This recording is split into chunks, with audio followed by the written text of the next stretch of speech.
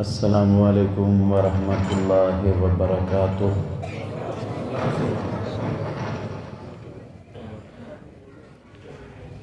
ان الحمد للہ نحمده ونستعینه ونستغفره ونعوذ باللہ من شرور انفسنا ومن سیئات اعمالنا من يهده الله فلا مضل له ومن يضلل فلا هادي له وأشهد أن لا إله إلا الله وحده لا شريك له وأشهد أن محمدا عبده ورسوله۔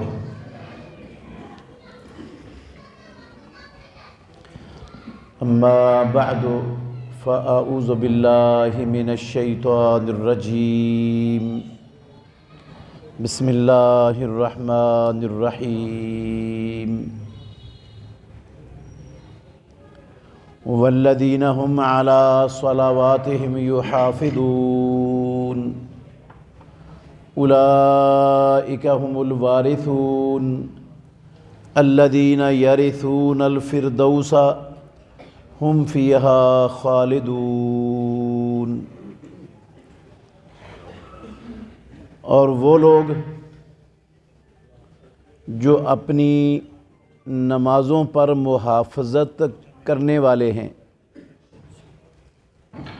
وہی لوگ وارث بننے والے ہیں جو فردوس کے وارث بنیں گے، جس فردوس میں وہ ہمیشہ رہنے والے ہوں گے۔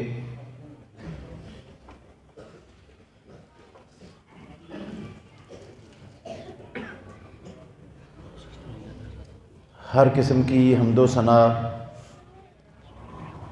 اللہ وحدہ لا شریک کی ذات اقدس کے لیے، بے شمار درود و سلام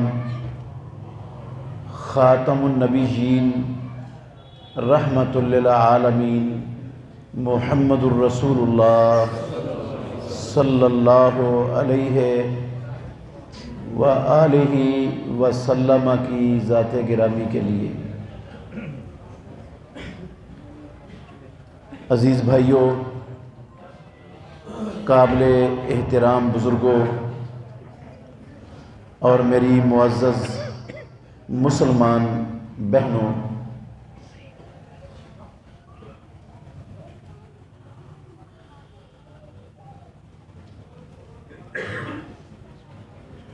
کلمہ پڑھنے والوں پر لا الہ الا اللہ محمد الرسول اللہ کی شہادت دینے کے بعد پروردگار کا سب سے بڑا فریضہ دن اور رات میں 5 وقت کی باجماعت نماز ہے۔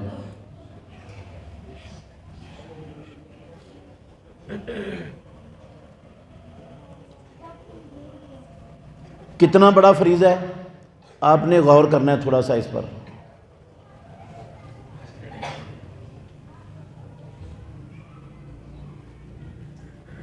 اللہ نے کھڑے ہو کر نماز پڑھنے کا حکم دیا ہے۔ کھڑے ہو کر نماز پڑھنا یہ نماز کا رکن ہے، رکن۔ ایک بندہ کھڑے ہو کر نماز پڑھ سکتا ہے، کھڑے ہونے کی طاقت ہے اس میں، جان بوجھ کر بیٹھ کے پڑھتا ہے تو اس بندے کی فرض نماز ہوتی نہیں، اس نے نماز کا ایک رکن چھوڑ دیا۔ اگر بندہ کھڑا نہیں نہ ہو سکتا تو اللہ مالک الملک نے یہ نہیں کہا کسی کو کہ تم کھڑے ہو کر نماز تو پڑھ نہیں سکتے، رکن تم سے ادا ہونا نہیں ہے نماز کا، رکن رہ جائے تو نماز نہیں ہوتی، لہٰذا جب تک آپ رکن ادا کرنے کے قابل نہیں ہوتے اس وقت تک آپ کو نماز کی چھٹی ہے، چھٹی نہیں دی رب نے۔ کھڑے ہو کر نہیں پڑھ سکتے، کہا بیٹھ کر پڑھ لو، بیٹھ کر پڑھ لو۔ بیٹھ کر نہیں پڑھ سکتے، لیٹے ہوئے ہو، بیٹھنا ممکن نہیں ہے آپ کے لیے، چھٹی نہیں دی رب العالمین نے، لیٹے ہوئے پڑھ لو۔ وضو نماز کے لیے شرط ہے، وضو کے بغیر نماز قبول نہیں ہوتی، رسول اللہ صلی اللہ علیہ وسلم نے فرمایا۔ اگر بندے کے پاس پانی نہیں ہے یا بیمار ہے، وضو نہیں کر سکتا، تو مالک الملک نے یہ نہیں کہا کہ وضو کے بغیر تو نماز ہی نہیں قبول ہوتی، تو تیری تو نماز نہیں ہونی، تجھے چھٹی ہے، جب تک وضو کرنے کے قابل نہیں ہوتا اس وقت تک نماز معاف ہے۔ نہیں، کہا تیمم کر کے پڑھ لو، چھٹی نہیں ہے، معافی نہیں ہے نماز کی۔ اور اگر تیمم بھی نہیں کر سکتا، اللہ نہ کرے میرے محترم بھائیوں بزرگوں، ہم میں سے کوئی بندہ اتنا شدید بیمار ہو جائے، ہسپتال میں یا گھر میں بیڈ پر پڑا ہوا ہو، ایک بازو پہ بلڈ اور دوسرے بازو پہ گلوکوز کی ڈرپیں لگی ہوئی ہیں، چل رہی ہیں، پیشاب کی ناری لگی ہوئی ہے، پیشاب اس مریض کا مسلسل بہہ رہا ہے، پیشاب کپڑوں پر بھی گرا ہوا ہے، بستر پر بھی گرا ہوا ہے، اس کے کپڑے بھی پلید ہیں، بستر بھی پلید ہے۔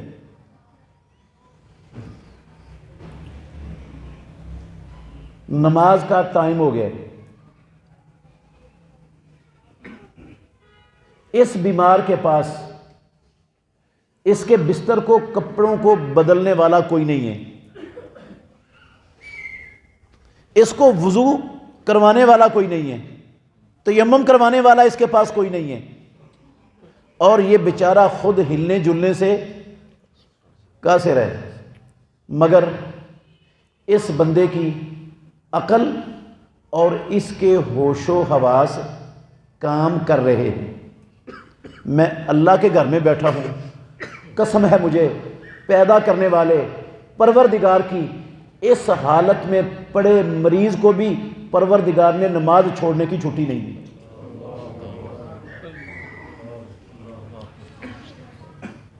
وہ جس بستر پر پڑا ہے، جن کپڑوں میں، پلید کپڑوں میں پڑا ہے، پلید بستر پر پڑا ہے، وضو بھی نہیں ہے، تیمم بھی نہیں ہے، جس حالت میں پڑا ہے ایسے ہی پڑھ لے، رب العالمین ایسے ہی قبول کرنے کے لیے تیار ہے۔ اس نے کہا لا یکلف اللہ نفسا الا وسعها فاتقوا اللہ ما استطعتم، اللہ اور اس کا رسول تمہیں جس چیز کا حکم دے دیں تو اس حکم پر اپنی استطاعت کے مطابق عمل کرنا ہے۔ اب تیری استطاعت ہی نہیں ہے وضو کرنے کی، تیمم کرنے کی، کپڑے بدلنے کی، بستر چینج کرنے کی، کوئی مسئلہ نہیں، تیری استطاعت ہی نہیں، لیکن تیری عقل اور ہوش و حواس کام کر رہا ہے، نماز پڑھنی ہے، نماز کی معافی نہیں۔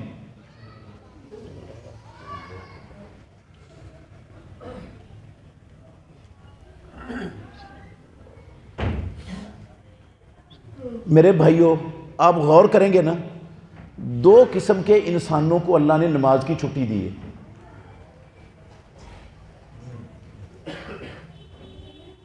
دو قسم کے بندوں کو، انسانوں کو اللہ نے نماز چھوڑنے کی اجازت دی ہے۔ ایک ہے جس بندے کی عقل کام نہ کر رہی ہو، عقل کام کرنا چھوڑ جائے، وہ دیوانہ ہو جائے، پاگل ہو جائے۔ جو دیوانہ اور پاگل ہے، جس کی عقل کام نہیں کر رہی، وہ اسلام کے کسی حکم کا، رب اور اس کے رسول کے کسی حکم کا مکلف نہیں ہے۔ اور دوسرا، مسلمان عورت ہے جب حیض یا نفاس کی حالت میں ہو، یا بیوقوف کو نماز چھوڑنے کی اجازت ہے جو پاگل ہے، اور یا حیض اور نفاس کی حالت میں نماز چھوڑنے کی اجازت ہے۔ ان دو قسم کے لوگوں کے علاوہ تیسرا کوئی بندہ مسلمانوں میں عاقل بالغ اللہ کی قسم ہے ہی نہیں جس کو پروردگار نے نماز کی چھٹی دی ہو۔ اگر کوئی آپ کے علم میں ہے تو مجھے بتائیں، نہیں ملے گا آپ کو کوئی جسے رب نے نماز چھوڑنے کی ان دو قسم کے لوگوں کے علاوہ۔ مگر ہماری صورتحال، ہمارے معاشرے کی صورتحال کیا ہے؟ شہروں کے شہر اور بستیوں کی بستیاں، آبادیوں کی آبادیاں، محلوں کے محلے، خاندانوں کے خاندان بھرے پڑے ہیں، بھرے پڑے ہیں، بیمار نہیں ہیں، پاگل بھی نہیں ہیں، حیض اور نفاس کی حالت میں بھی نہیں ہیں، صحت مند ہیں، ہٹے کٹے ہیں، تندرست ہیں، اذانیں بھی سنائی دیتی ہیں، لیکن نماز نہیں پڑھتے۔ جب تک عقل کام کر رہی ہے، ہوش و آواز ساتھ دے رہے ہیں، اللہ کی قسم چھوڑنے کی اجازت نہیں ہے پروردگار کی طرف سے نماز کو، اتنا بڑا فریضہ۔ اور بتاؤ اسلام کا اتنا بڑا فریضہ کون سا ہے؟ اور حج کی طاقت نہیں ہے نا، پیسے نہیں ہیں آپ کے پاس، حج فرض نہیں ہے، رب نے کہا چھوڑ دو، طاقت ہی نہیں ہے آپ کے پاس۔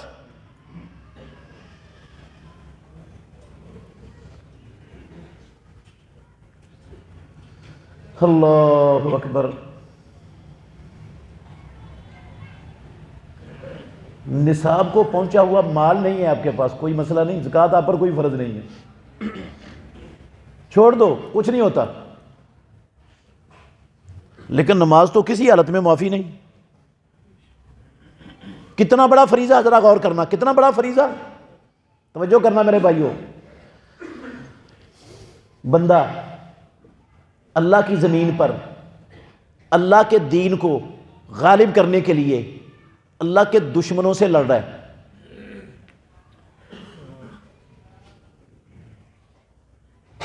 جہاد فی سبیل اللہ کر رہا ہے۔ چھوٹا سا عمل ہے نا جہاد فی سبیل اللہ۔ ایک آیت سے آپ نے اندازہ لگانا ہے کتنا بڑا عمل ہے۔ اللہ نے فرمایا اجعلتم سقایۃ الحاج و امارۃ المسجد الحرام کمن آمن باللہ والیوم الآخر وجاہد فی سبیل اللہ لا یستوون عند اللہ واللہ لا یہدی القوم الظالمین۔ او کلمہ پڑھنے والو، او مسلمان کہلانے والو، او اللہ کو رب ماننے والو، محمد الرسول اللہ صلی اللہ علیہ وسلم کے امتی ہونے پر فخر کرنے والو، اجعلتم سقایۃ الحاج، کیا تم نے اللہ کے گھر میں آنے والے رب العالمین کے مہمان ضیوف الرحمن حاجیوں کو پانی پلانا، حاجیوں کی خدمت کرنا، و امارت المسجد الحرام، اور مسجد حرام کی آباد کاری کرنا، کیا تم نے ان عملوں کو ان لوگوں کے برابر سمجھ لیا ہے جو اللہ پر، آخرت پر ایمان لا کر اللہ کی راہ میں جہاد کرنے والے ہیں؟ لا یستوون عند اللہ، ساری زندگی حاجیوں کی خدمت کرنے والا، ساری زندگی مسجد حرام کی آباد کاری کرنے والا، وہ جہاد فی سبیل اللہ کرنے والے مجاہد کے برابر نہیں ہو سکتا۔ سمجھ نہیں آئی آپ کو؟ مسجد حرام میں ایک نماز پڑھنا دنیا کی مسجدوں کی 1,00,000 پڑھی ہوئی نمازوں سے افضل ہے، ایک نماز وہاں کی۔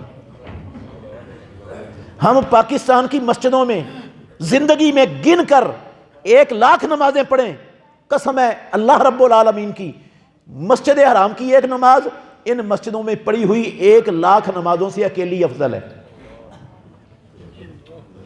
میں نے نہیں کہا، امام الانبیاء کہتے ہیں صلاۃ فی المسجد الحرام خیر من 100,000 صلاۃ فیما سواہ، مسجد حرام کی ایک نماز مسجد حرام کے علاوہ دوسری مسجدوں کی 1,00,000 پڑھی ہوئی نمازوں سے افضل ہے۔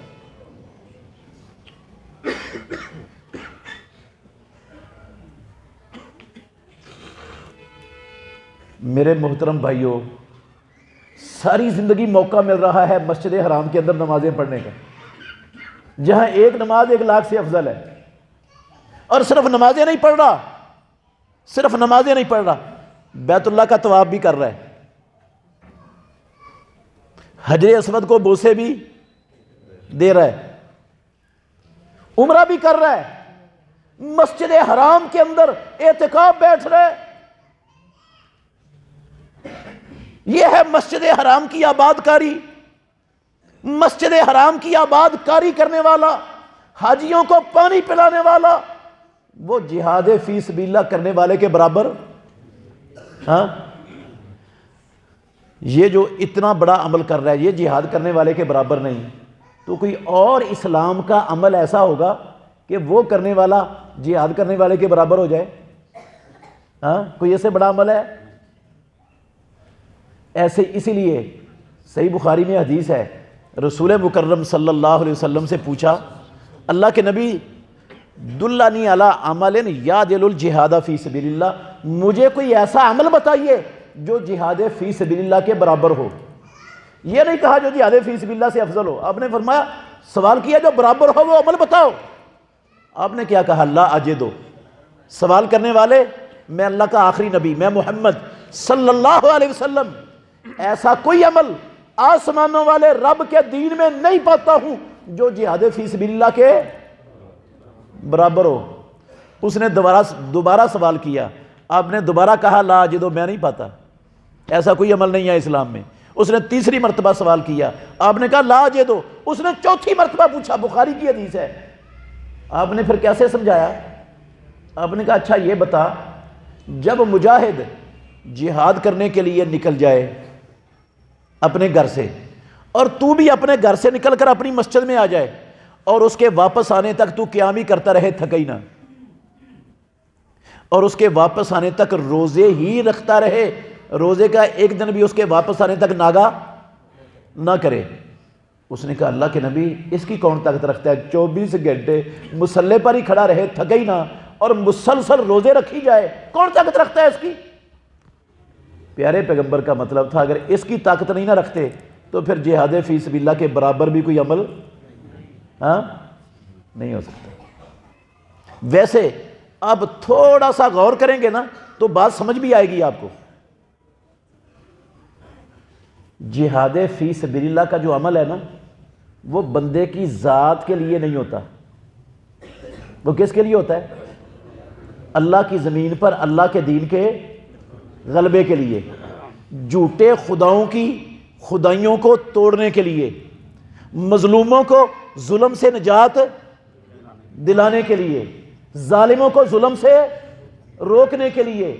جہاد فی سبیل اللہ جس میں بندے کا ذاتی مفاد نہیں، پوری کی پوری زمین پر بسنے والی انسانیت کا مفاد ہے، جو اپنے لیے نہیں، پوری انسانیت کے لیے۔ کن کے لیے؟ کن کے لیے؟ پوری انسانیت۔ میں مسلمانوں کا لفظ نہیں بول رہا، جان بوجھ کے نہیں بول رہا۔ جہاد اللہ کی قسم صرف مسلمانوں کے لیے نہیں، پوری انسانیت کے لیے اللہ رب العالمین کی بہت بڑی رحمت ہے۔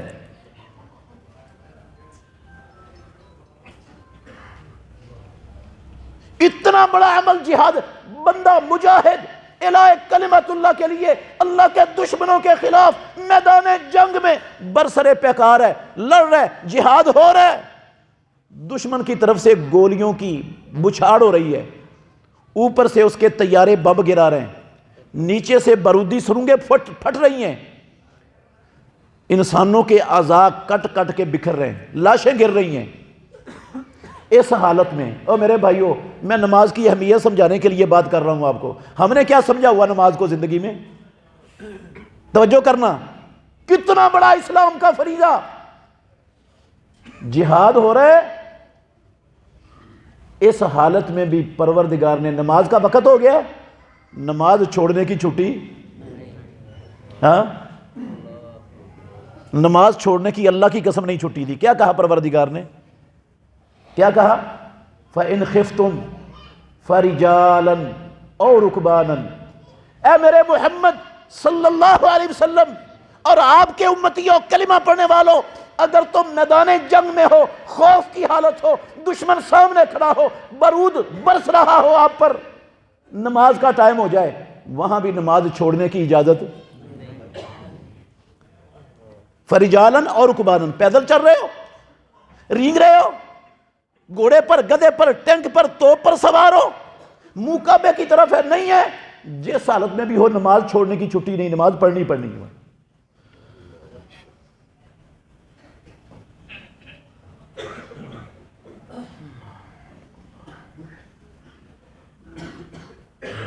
مجاہد فی سبیل اللہ جو اسلام کا چوٹی کا عمل کر رہا ہے، ہاں، جو اپنے لیے نہیں پوری انسانیت کو امن اور سلامتی کی زندگی فراہم کرنے والا عمل کر رہا ہے، پوری انسانیت کا بھلا کر رہا ہے، جس نے اپنی جان اور اپنا سب کچھ خطرے میں ڈالا ہوا ہے، پوری انسانیت کے لیے عمل کر رہا ہے، اس کو اللہ نے نماز چھوڑنے کی اس حالت میں چھٹی نہیں دی۔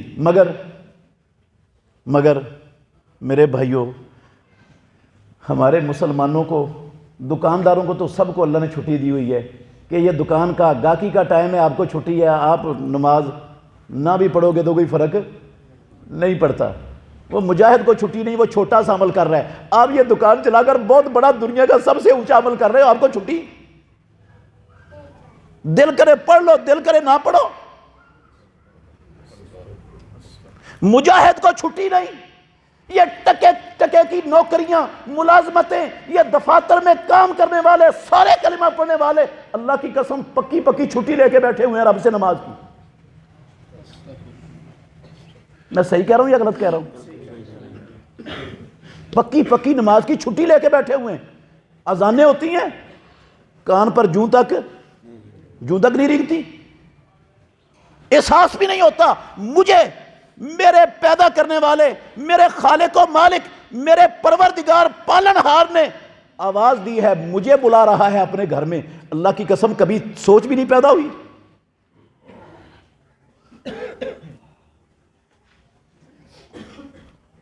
مجاہد کو اللہ نے جہاد کی حالت میں، میدان جنگ میں، خوف کی حالت میں نماز چھوڑنے کی چھٹی نہیں، اور ادھر ہر بندے کو، ہر نوکری، ہر ملازمت، ہر مزدوری، ریڑی والے کو بھی ہر کو چھٹی ہے، دل کرے پڑھ، دل کرے نہ پڑھ، تو پکا مسلمان ہے، گھڑا مچھا سکے بند،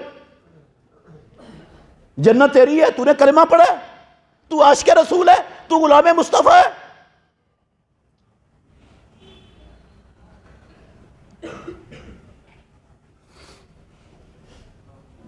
صرف یہ نہیں اللہ نے کہا فَإِنْ خِفْتُمْ فَرِجَالًا أَوْ رُكْبَانًا، قرآن اٹھاؤ، قرآن میں لکھا ہے رب نے، توجہ کرنا میرے بھائیوں، میں صرف اہمیت کی چند باتیں آپ کو سنانا چاہتا ہوں۔ ہمیں نہیں پتا، اللہ کی قسم آج مسلمانوں کو نماز کی اہمیت کے نہیں پتا، نماز ہے کیا ہے، ہمارے ہاں اس کی قدر ہی کوئی نہیں، اس کی حیثیت ہی کوئی نہیں۔ گپے لگا رہے ہوتے ہیں بیٹھے، اذان ہوتی ہے، ہماری گپیں ختم ہی نہیں ہوتی، ٹی وی دیکھ رہے ہوتے ہیں، اذان ہوتی ہے، ہمارا ٹی وی دیکھنا بند ہی نہیں ہوتا، فیس بک، یوٹیوب چلا رہے ہوتے ہیں، اذانیں ہوتی ہیں، ٹاسے ماسی نہیں ہوتے، وقت ہی نہیں ہے نماز پڑھنے کا۔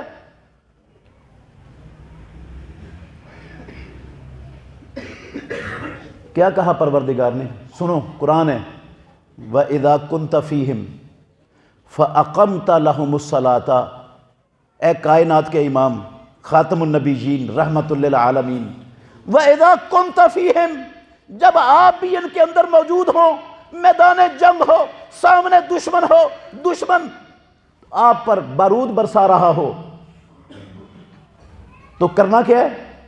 فَأَقَمْتَ لَهُمُ الصَّلَاةَ، باجماعت نماز پڑھانی ہے ان کو، باجماعت، جہاں باجماعت پڑھنا ممکن ہے وہاں جماعت سے چھٹی نہیں، باجماعت پڑھانی ہے نماز انہیں۔ اقمت لہم الصلاۃ، یا اللہ کیسے باجماعت نماز پڑھیں گے؟ سجدے میں جائیں گے، دشمن تو سب کو مار دے گا۔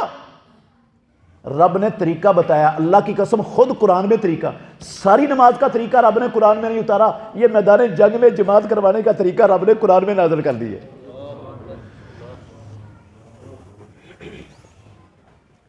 فَلْتَقُمْ طَائِفَةٌ مِّنْهُمْ مَعَكَ، کیا کرنا ہے؟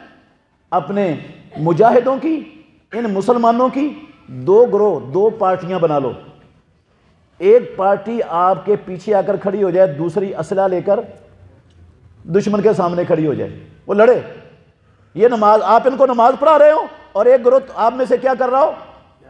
لڑ رہا ہو، جب آپ ایک رکعت پڑھا چکے، سنو میرے بھائیو، قرآن ہے، جب آپ ایک نماز پڑھا چکے ہیں، ایک رکعت پڑھا چکے، تو یہ جو آپ کے پیچھے ہے نا، یہ سلام پھیرے بغیر ایک رکعت پڑھ کے اسی طرح دشمن کے سامنے چلے جائیں، اور وہ جو دشمن کے سامنے کھڑے ہیں وہ آپ کے پیچھے آ جائیں، ہیں وہ آپ کے پیچھے آ جائیں، تاکہ وہ بھی جماعت سے محروم نہ رہیں اور یہ بھی جماعت سے محروم، ان کی بھی جماعت ہو جائے، ان کی بھی جماعت ہو جائے۔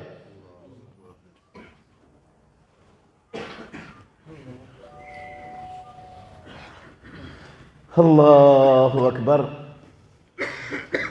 کتنا بڑا فریضہ میرے بھائیوں۔ اللہ نے پورے کا پورا دین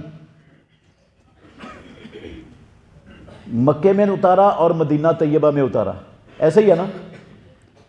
دین کے سارے احکام، سارے فرائض، کچھ مکے میں اترے، کچھ مدینہ طیبہ میں اترے۔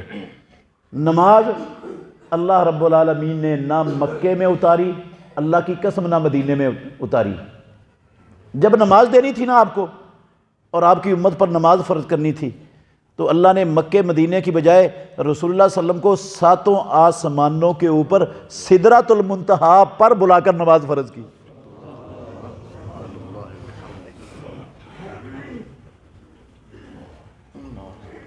وہ کوئی اسلام کا معمولی سا چھوٹا سا غیر اہم سا حکم ہوگا جس کو دینے کے لیے پروردگار امام الانبیاء کو مکے سے اٹھا کر 7 آسمانوں سے اوپر سدرۃ المنتہا پر بلاتا ہے، اور سدرۃ المنتہا پر بلا کر نماز کا حکم دیتا ہے، وہ کوئی چھوٹا حکم ہوگا؟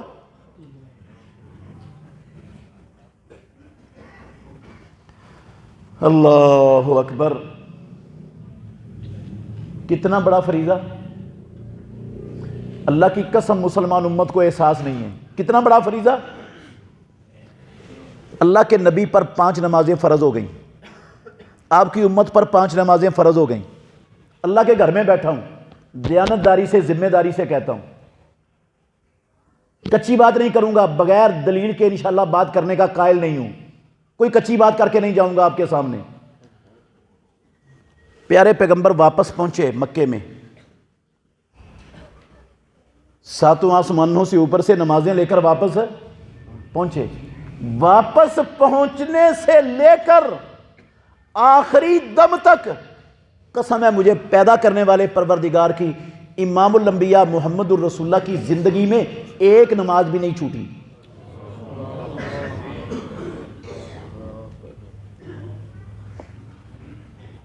قضا ہوئی ہیں آپ صلی اللہ علیہ وسلم کی نمازیں جنگ احزاب کے موقع پر، آپ نے مغرب کے بعد ان کی قضائی دی ہے، قسم ہے پیدا کرنے والے کی ایک نماز چھوٹی نہیں، پوری زندگی محمد الرسول اللہ نے ایک نماز نہیں چھوڑی، ایک نماز نہیں چھوڑی۔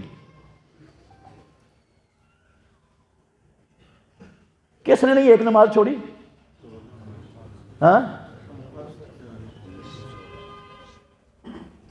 اس نے ایک نماز نہیں چھوڑی جس کی اللہ نے زندگی کی ساری کمیاں کوتاہیاں ہی معاف کی ہوئی ہیں۔ ہاں، اس نے زندگی میں ایک نماز نہیں چھوڑی، اللہ کی قسم، جب سے فرض ہوئی آخری وقت تک، جس کو اللہ نے جنت میں سب سے اونچا مقام، مقام محمود عطا کرنا ہے، اس نے زندگی میں ایک نماز نہیں چھوڑی جس کی سفارش سے رب العالمین نے جہنم کے اندر گرے ہوئے لوگوں کو جہنم سے نکلوا کر جنت میں داخل کرنا ہے۔ وہ ایک نماز نہیں چھوڑتا، اور ہم روزانہ کتنی چھوڑتے ہیں؟ مسلمان کتنی نمازیں چھوڑتی ہیں روزانہ؟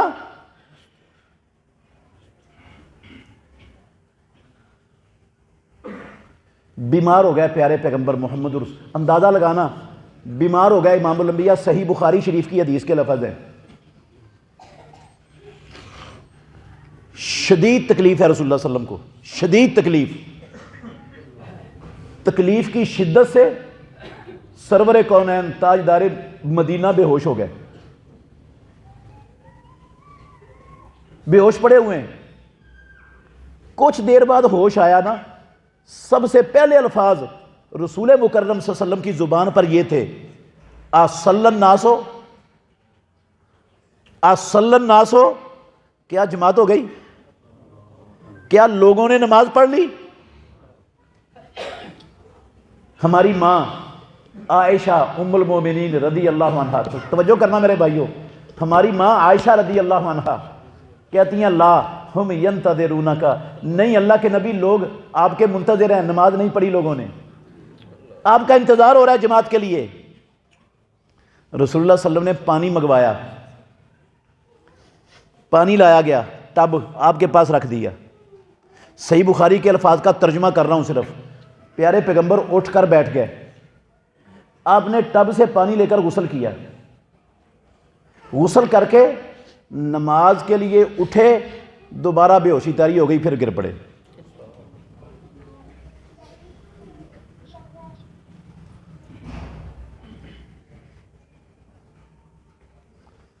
پھر بے ہوش پڑے ہوئے ہیں، کچھ دیر گزرنے کے بعد دوبارہ ہوش آیا، ہوش آتے ہی پھر وہی سوال تھا، اصل الناس ہو، کیا جماعت ہو گئی؟ لوگوں نے نماز پڑھ لی؟ پھر جواب ملا لا ہم ینتظرونک، نہیں اللہ کے نبی آپ کا انتظار ہو رہا ہے، ابھی نہیں پڑھی لوگوں نے نماز، انتظار کر رہے ہیں۔ دوبارہ پانی منگوایا امام الانبیاء نے، پھر پانی کا ٹب لایا گیا، غسل کیا، نماز کے لیے اٹھے، غسل کرنے کے بعد تیسری مرتبہ پھر بے ہوشی طاری ہو گئی، پھر گر پڑے۔ میں کیا سنا رہا ہوں؟ صحیح بخاری شریف کی حدیث کا ترجمہ کر رہا ہوں، یہ میرے لفظ نہیں ہیں۔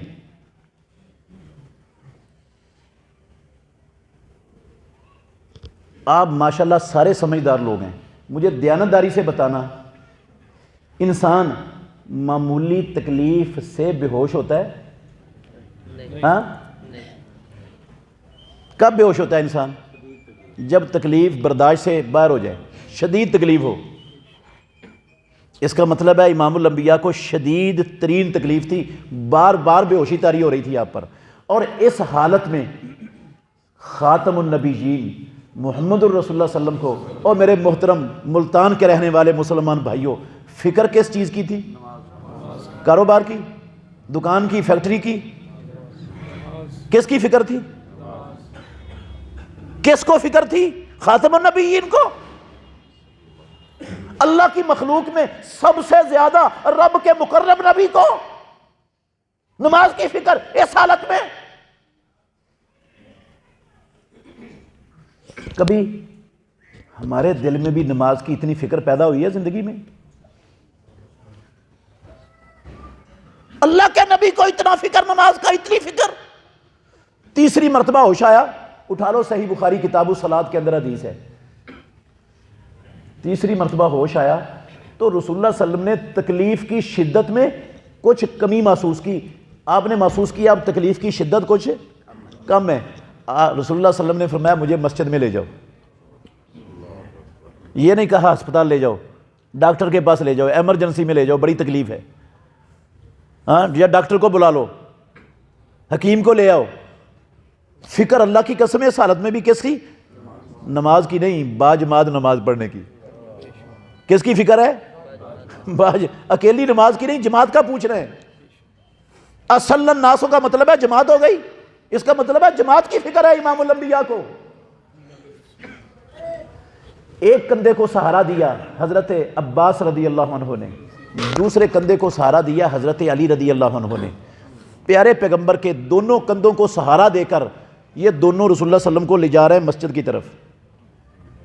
صحیح بخاری شریف کی حدیث کے لفظ ہے میرے بھائیوں، میری اور آپ کی ماں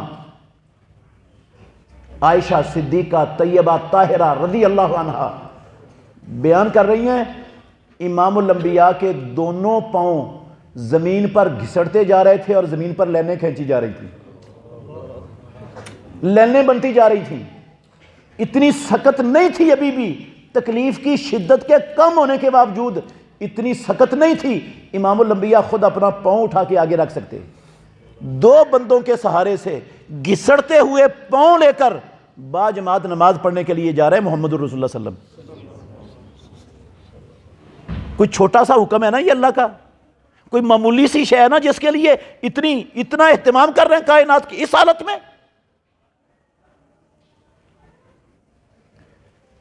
امام بخاری رحمت اللہ علیہ الباری، امیر المومنین فی الحدیث، انہوں نے صحیح بخاری میں اس حدیث کو ذکر کر کے اس سے مسئلہ نکالا ہے.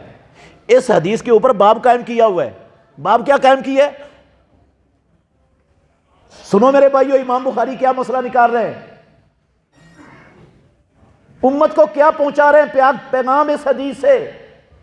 کہہ رہے ہیں بندہ کتنا کو بیمار ہو، بندہ کتنا کو بیمار ہو تو اس کو جماعت سے پیچھے رہنے کی اجازت ہے. یہ حدیث لا کر امام بخاری رحمۃ اللہ علیہ یہ ثابت کر رہے ہیں صحیح بخاری میں کہ دو بندوں کے سہارے سے گھسڑتے ہوئے پاؤں لے کر مسجد میں پہنچ سکتا ہے نا، اسے بھی گھر میں نماز پڑھنے کی چھٹی نہیں ہے، وہ با جماعت پڑھے گا.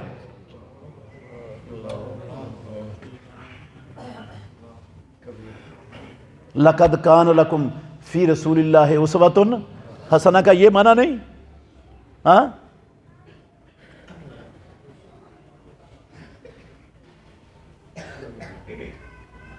جو اللہ کے نبی نے کیا ہمیں کرنے کی ضرورت نہیں.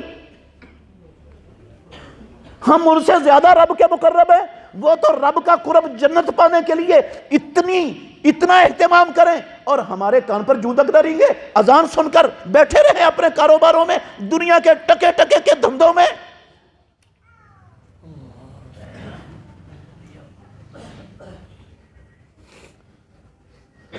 اللہ اکبر. قرآن میں اللہ نے حکم دیا ورکعو، کیا مطلب ہے اس کا؟ جماعت ہو جائے، جماعت کے ساتھ ایک صف ہو، 1.5 صف ہو، اور باقی سورج نکلنے تک آ کر لوگ اپنی اپنی پڑھتے رہیں. یہ مطلب ہے ورکعو مع الراکعین کا.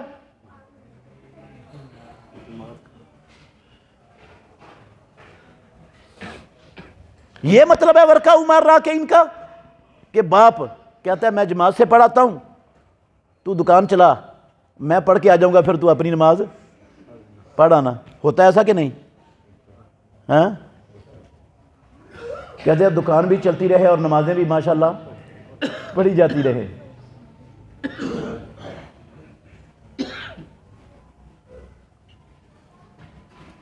ورکعو مع الراکعین کا گھر کا ایک فرد اللہ کی قسم مخاطب نہیں ہے.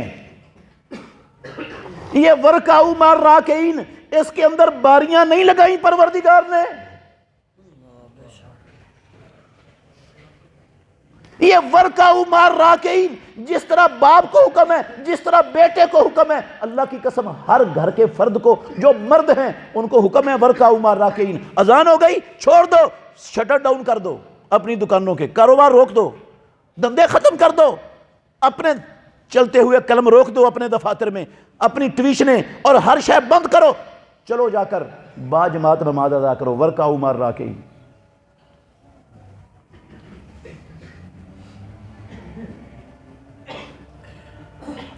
پوچھو اپنی ماں عائشہ ام المومنین رضی اللہ عنہا سے، پوچھا کسی نے، صحیح بخاری میں ہے یہ روایت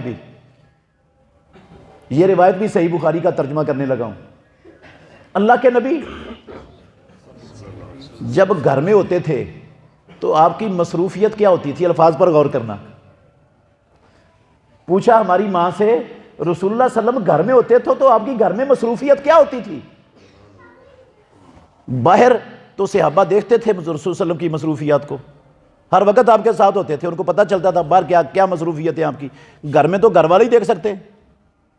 تو پوچھا امام الانبیاء کے متعلق، شوق تھا نا اللہ کے نبی کی اتباع کرنے کا. ہمیں تو شوق ہی نہیں ہے، ہمیں کوئی بات سنائے بھی تو ہمیں پسند ہی نہیں آتی.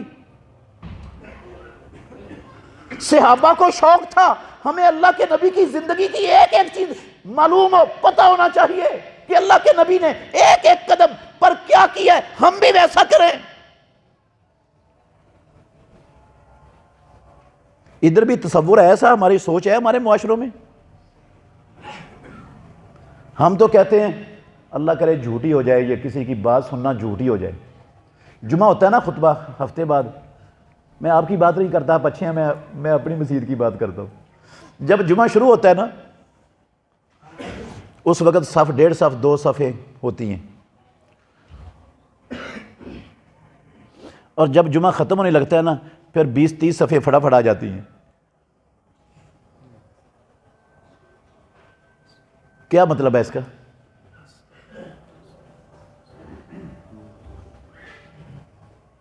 ضرورت ہی نہیں ہے ہمیں کسی چیز کا.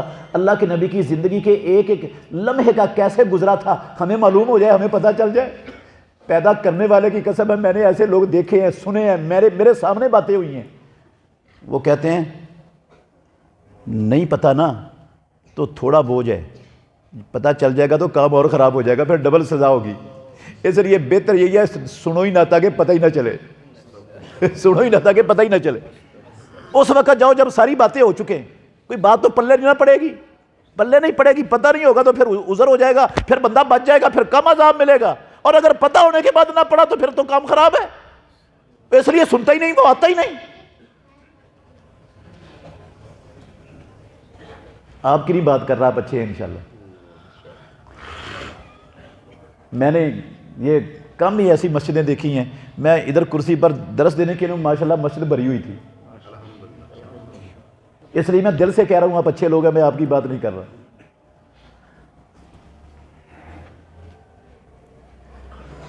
اللہ, کتنا بڑا فریضہ. کہتی ہیں ہماری ماں کانا فی محنت اہلہ ہی. توجہ کرنا, رسول اللہ صلی اللہ علیہ وسلم اپنے گھر میں جب ہوتے تھے نا تو آپ کی مصروفیت یہ ہوتی تھی گھر والوں کے ساتھ گھر کے کام کاج میں ہاتھ بٹاتے تھے. اپنی ازواج مطہرات کے ساتھ گھر کے کام کاج میں ہاتھ بٹاتے تھے. نہیں سمجھ آئی کچھ؟ گھر میں خواتین کے کام کاج کیا ہوتے ہیں؟ کپڑے دھونا, برتن دھونا, کھانا بنانا, جھاڑو دینا, یہی کام ہوتے ہیں نا. کعبے کے رب کی قسم ہے, خاتم النبیین رحمت للعالمین ان کاموں کو کرنے میں عیب نہیں سمجھتے تھے. یہ کام اپنے گھر والوں کے ساتھ مل کر یہ کام کرواتے تھے, کرتے تھے.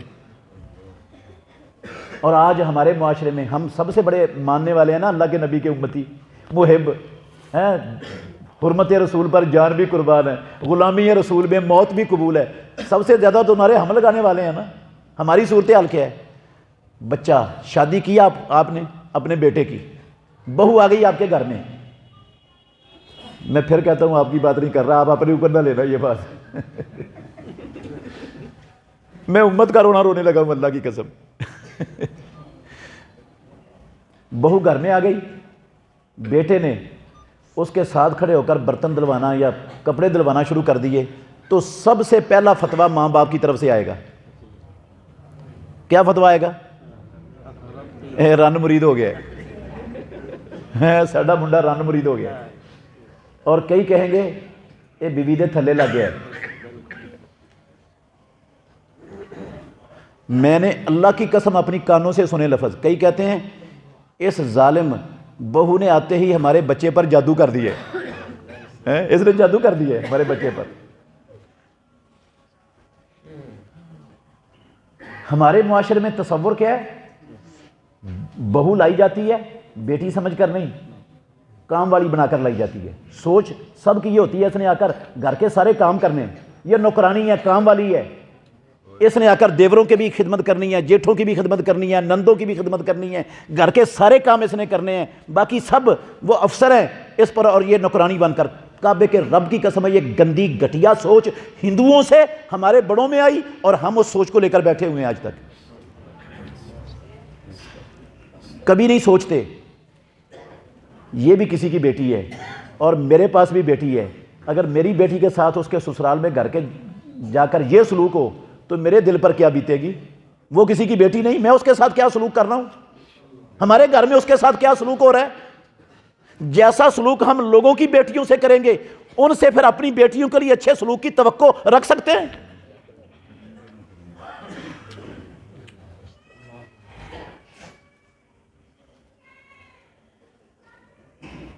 رب نے تو اس کو گھر کے تمام گھر والوں کی نوکرانی بنایا ہی نہیں ہے, اس کی ذمہ داری نہیں لگائی رب نے.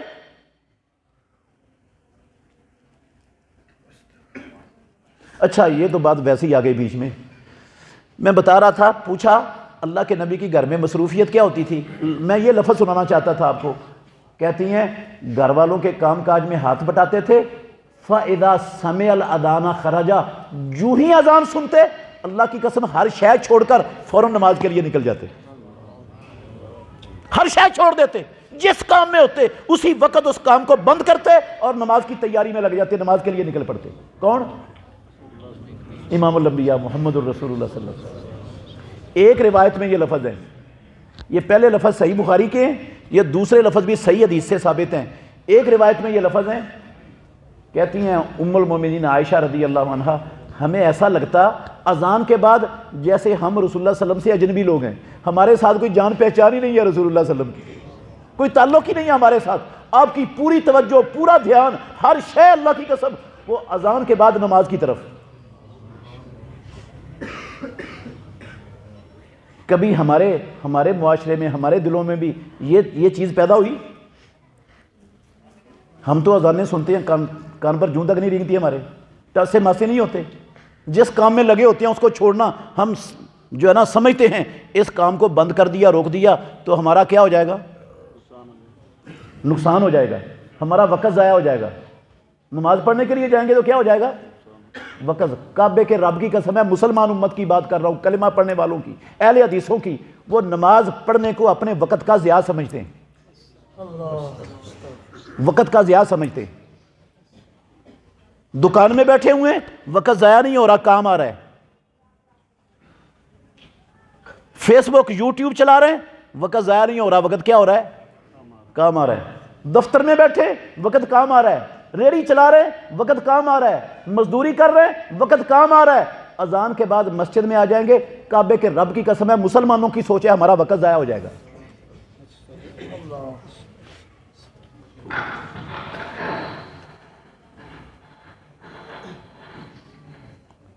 براتوں میں جاتے ہیں، نمازیں بھی معاف، جماعتیں بھی معاف۔ اللہ اکبر، کتنا بڑا فریضہ ہے میرے بھائیوں نماز، کتنا بڑا۔ ہم نے کیا سمجھا ہے، ہمارے معاشرے کے مسلمان کیا سمجھتے ہیں نماز کو؟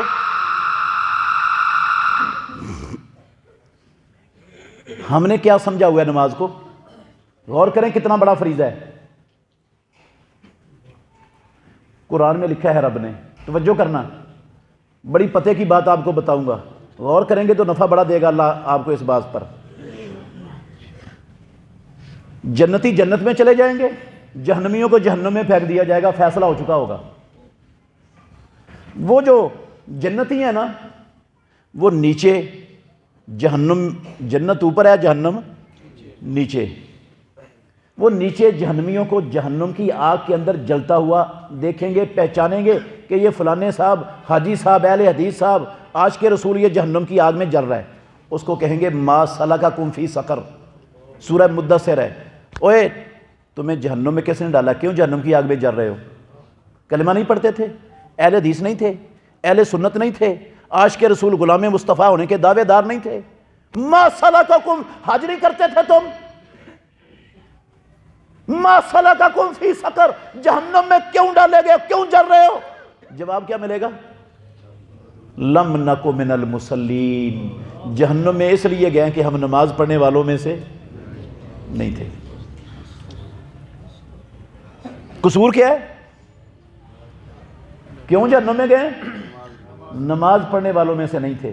دیانتداری سے بتانا مجھے، سمجھدار ہو سارے، یہ جو جواب ہے، ہندو کہے گا کہ نماز پڑھنے والوں میں سے نہیں تھا اس لیے مجھے جہنم میں ڈالا ہے، سکھ کہے گا، عیسائی یہودی کہے گا، یہ کمیونسٹ بدھ مت کہے گا، ان کو اللہ نے نماز نہ پڑھنے کی وجہ سے ڈالنا ہے یا کفر کی وجہ سے ڈالنا ہے؟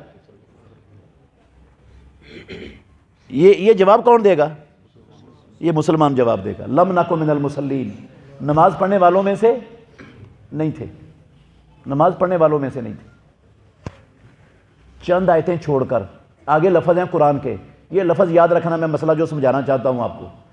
اللہ نے کہا فما تنفعہم شفاعۃ الشافعین، یہ جو جہنم میں کہہ رہے ہیں نا ہم نماز پڑھنے والوں میں سے نہیں تھے، ان کو سفارش کرنے والوں میں سے کسی کی سفارش نفع نہیں دے گی، ان کو سفارش کرنے والوں میں سے کسی کی سفارش نفع نہیں دے گی۔ کس نے کہا؟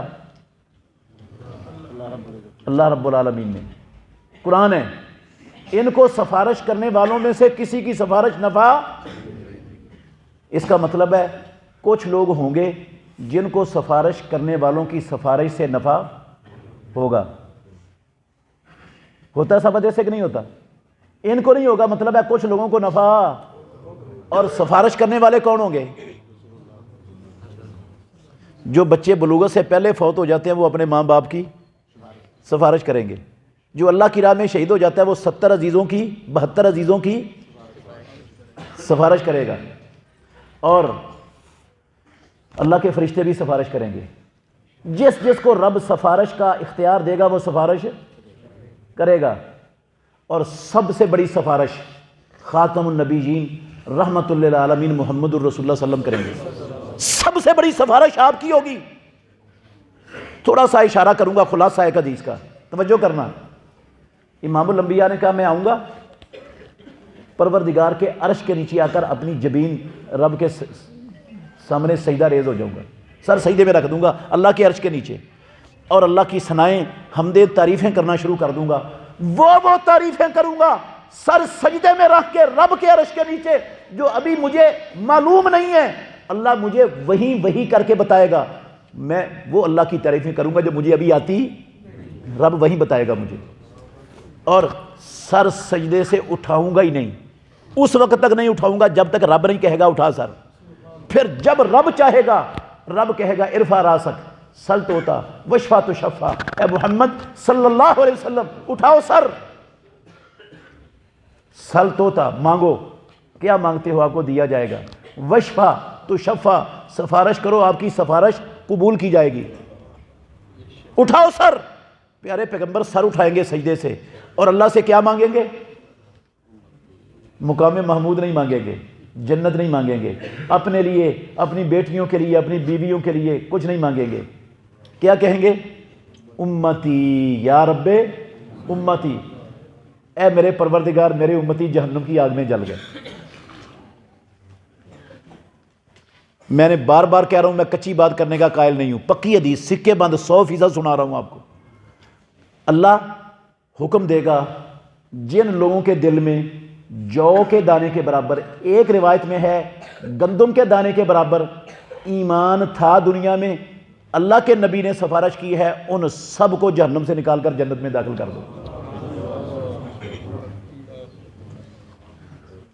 وہ جو اپنا جو کے دانے یا گندم کے دانے کے برابر ایمان والے جہنم سے نکال کر جنت میں بھیج دیے جائیں گے. امام الانبیاء کہتے ہیں ثم اعود الثانیہ، میں پھر دوبارہ آؤں گا، پھر آ کر سجدہ ریز ہو جاؤں گا اللہ کے عرش کے نیچے، پھر اللہ کی حمدیں شروع کر دوں گا، ثنائیں تعریفیں کرتا جاؤں گا، کرتا ہی جاؤں گا، کرتا ہی جاؤں گا، اٹھاؤں گا ہی نہیں.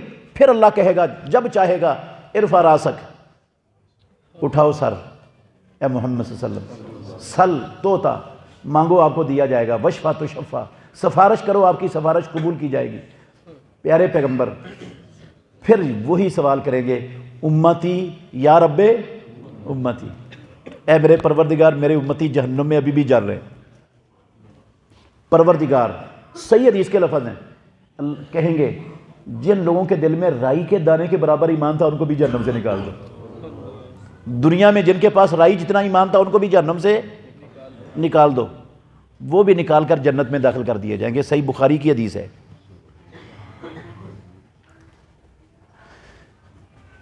فَأَعُودُ الثَّالِثَةَ، نعت کے وہی تیسری مرتبہ پھر سر سجدے میں رکھ دیں گے. پھر اللہ کی حمدیں ثنائیں تعریفیں کرتے ہی جائیں گے، کرتے ہی جائیں گے، کرتے ہی جائیں گے. پھر جب رب چاہے گا حکم دے گا اٹھاؤ سر، پھر کہے گا سل توتا وشفا تو شفا. پیارے پیغمبر تیسری مرتبہ موقع ملے گا، پھر اللہ کی قسم یہی مانگیں گے امتی یا رب امتی. اللہ کیا کہیں گے؟ جس بندے کے دل میں دنیا میں ایک ذرے جتنا ایمان تھا ان سب کو جہنم سے نکال کر جنت میں داخل کر دو.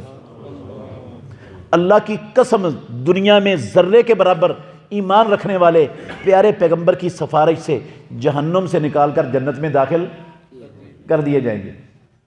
ایک صحیح روایت میں یہ لفظ ہے، یہ بخاری کے نہیں ہے، روایت صحیح ہے، من کان فی قلبہ ادنا ادنا مثقال ذرۃ، جس بندے کے دل میں ذرے سے چھوٹی چیز کے برابر ایمان تھا نا، اس کو بھی نکال دو جہنم سے۔ ذرہ کیا اور ذرے سے چھوٹی کیا ہوگی چیز؟ میں آپ کو کیا بتانا چاہتا ہوں، نماز کی اہمیت بتا رہا ہوں، جس نماز کو ہم نے کوئی زندگی میں کچھ سمجھا ہی نہیں آج تک، اور تیار بھی نہیں اس کو کچھ سمجھنے کے لیے، اس کو کوئی اہمیت دینے کے لیے۔ غور کرنا کیسے نماز کی اہمیت ہے اس میں۔ قرآن میں لکھا ہے اللہ نے فما تنفعہم شفاعت الشافعین، بے نمازوں کو سفارش کرنے والوں میں سے کسی کی سفارش نفع نہیں دے گی۔ تو یہ جو ذرہ برابر ایمان والے ہیں، ذرے سے بھی چھوٹی چیز کے برابر ایمان والے ہیں، ان کو تو اللہ کے نبی کی سفارش نے نفع دے دیا، اور بے نماز کو نفع نہیں دیا۔ کیا مطلب ہے؟ رب کے کاغذوں میں، رب کے ہاں جو بے نماز ہے نا، اس کا ایمان ذرے سے چھوٹی چیز کے برابر بھی نہیں ہے۔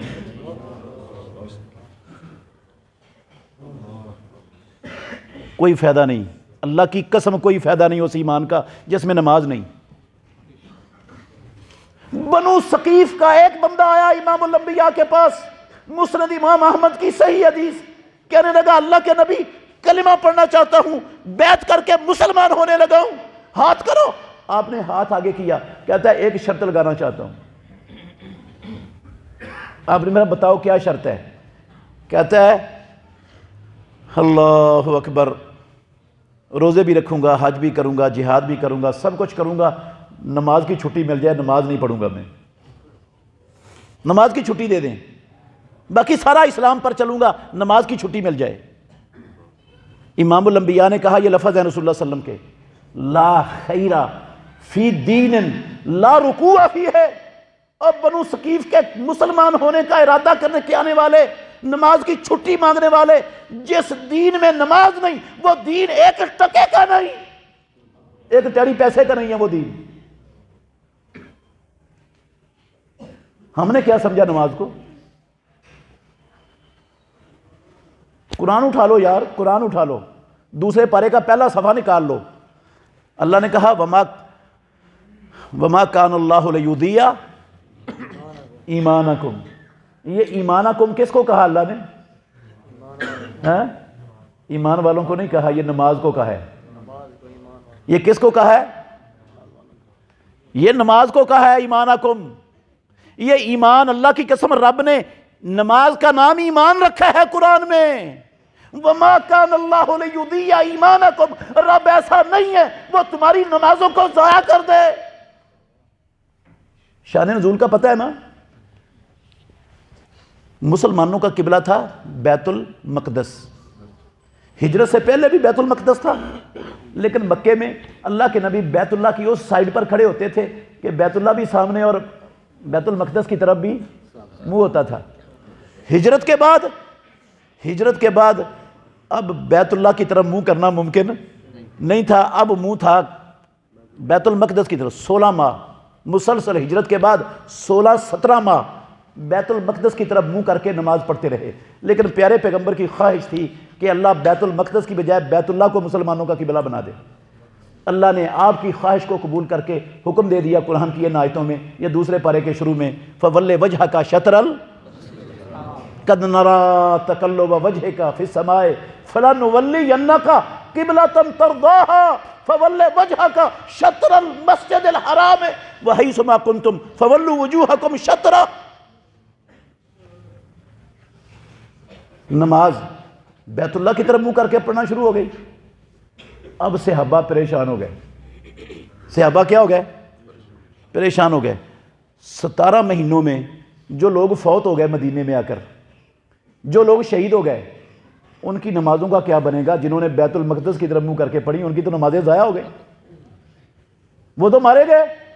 قبلہ تو تھا بیت المقدس، اور وہ تو اسی قبلہ کی طرف منہ، انہوں نے تو بیت المقدس کی طرف منہ کر کے بیت اللہ کی طرف منہ کر کے نماز پڑھی نہیں، اور نماز کے لیے فرض ہے بیت اللہ کی طرف منہ کرنا، ان کا منہ بیت اللہ کی طرف ہوا نہیں، وہ ساری زندگی اپنی نمازیں بیت المقدس کی طرف منہ کر کے پڑھتے رہے، ان کی نمازیں تو گئی برباد، ضائع ہو گئی۔ اللہ کے نبی سے سوال کیا، اللہ کے نبی ان کی نمازوں کا کیا بنے گا؟ آسمانوں والے رب نے یہ آیت اتاری، وما کان اللہ لیضیع ایمانکم، رب ایسا نہیں ہے وہ تمہاری نمازوں کو ضائع کرے. نماز کو اللہ نے ایمان کے ساتھ، اللہ کی قسم ایمان کے ساتھ تعبیر کیا رب نے خود.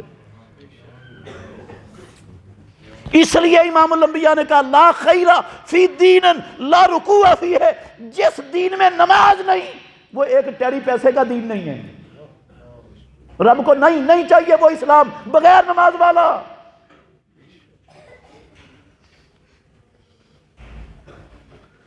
اللہ اکبر.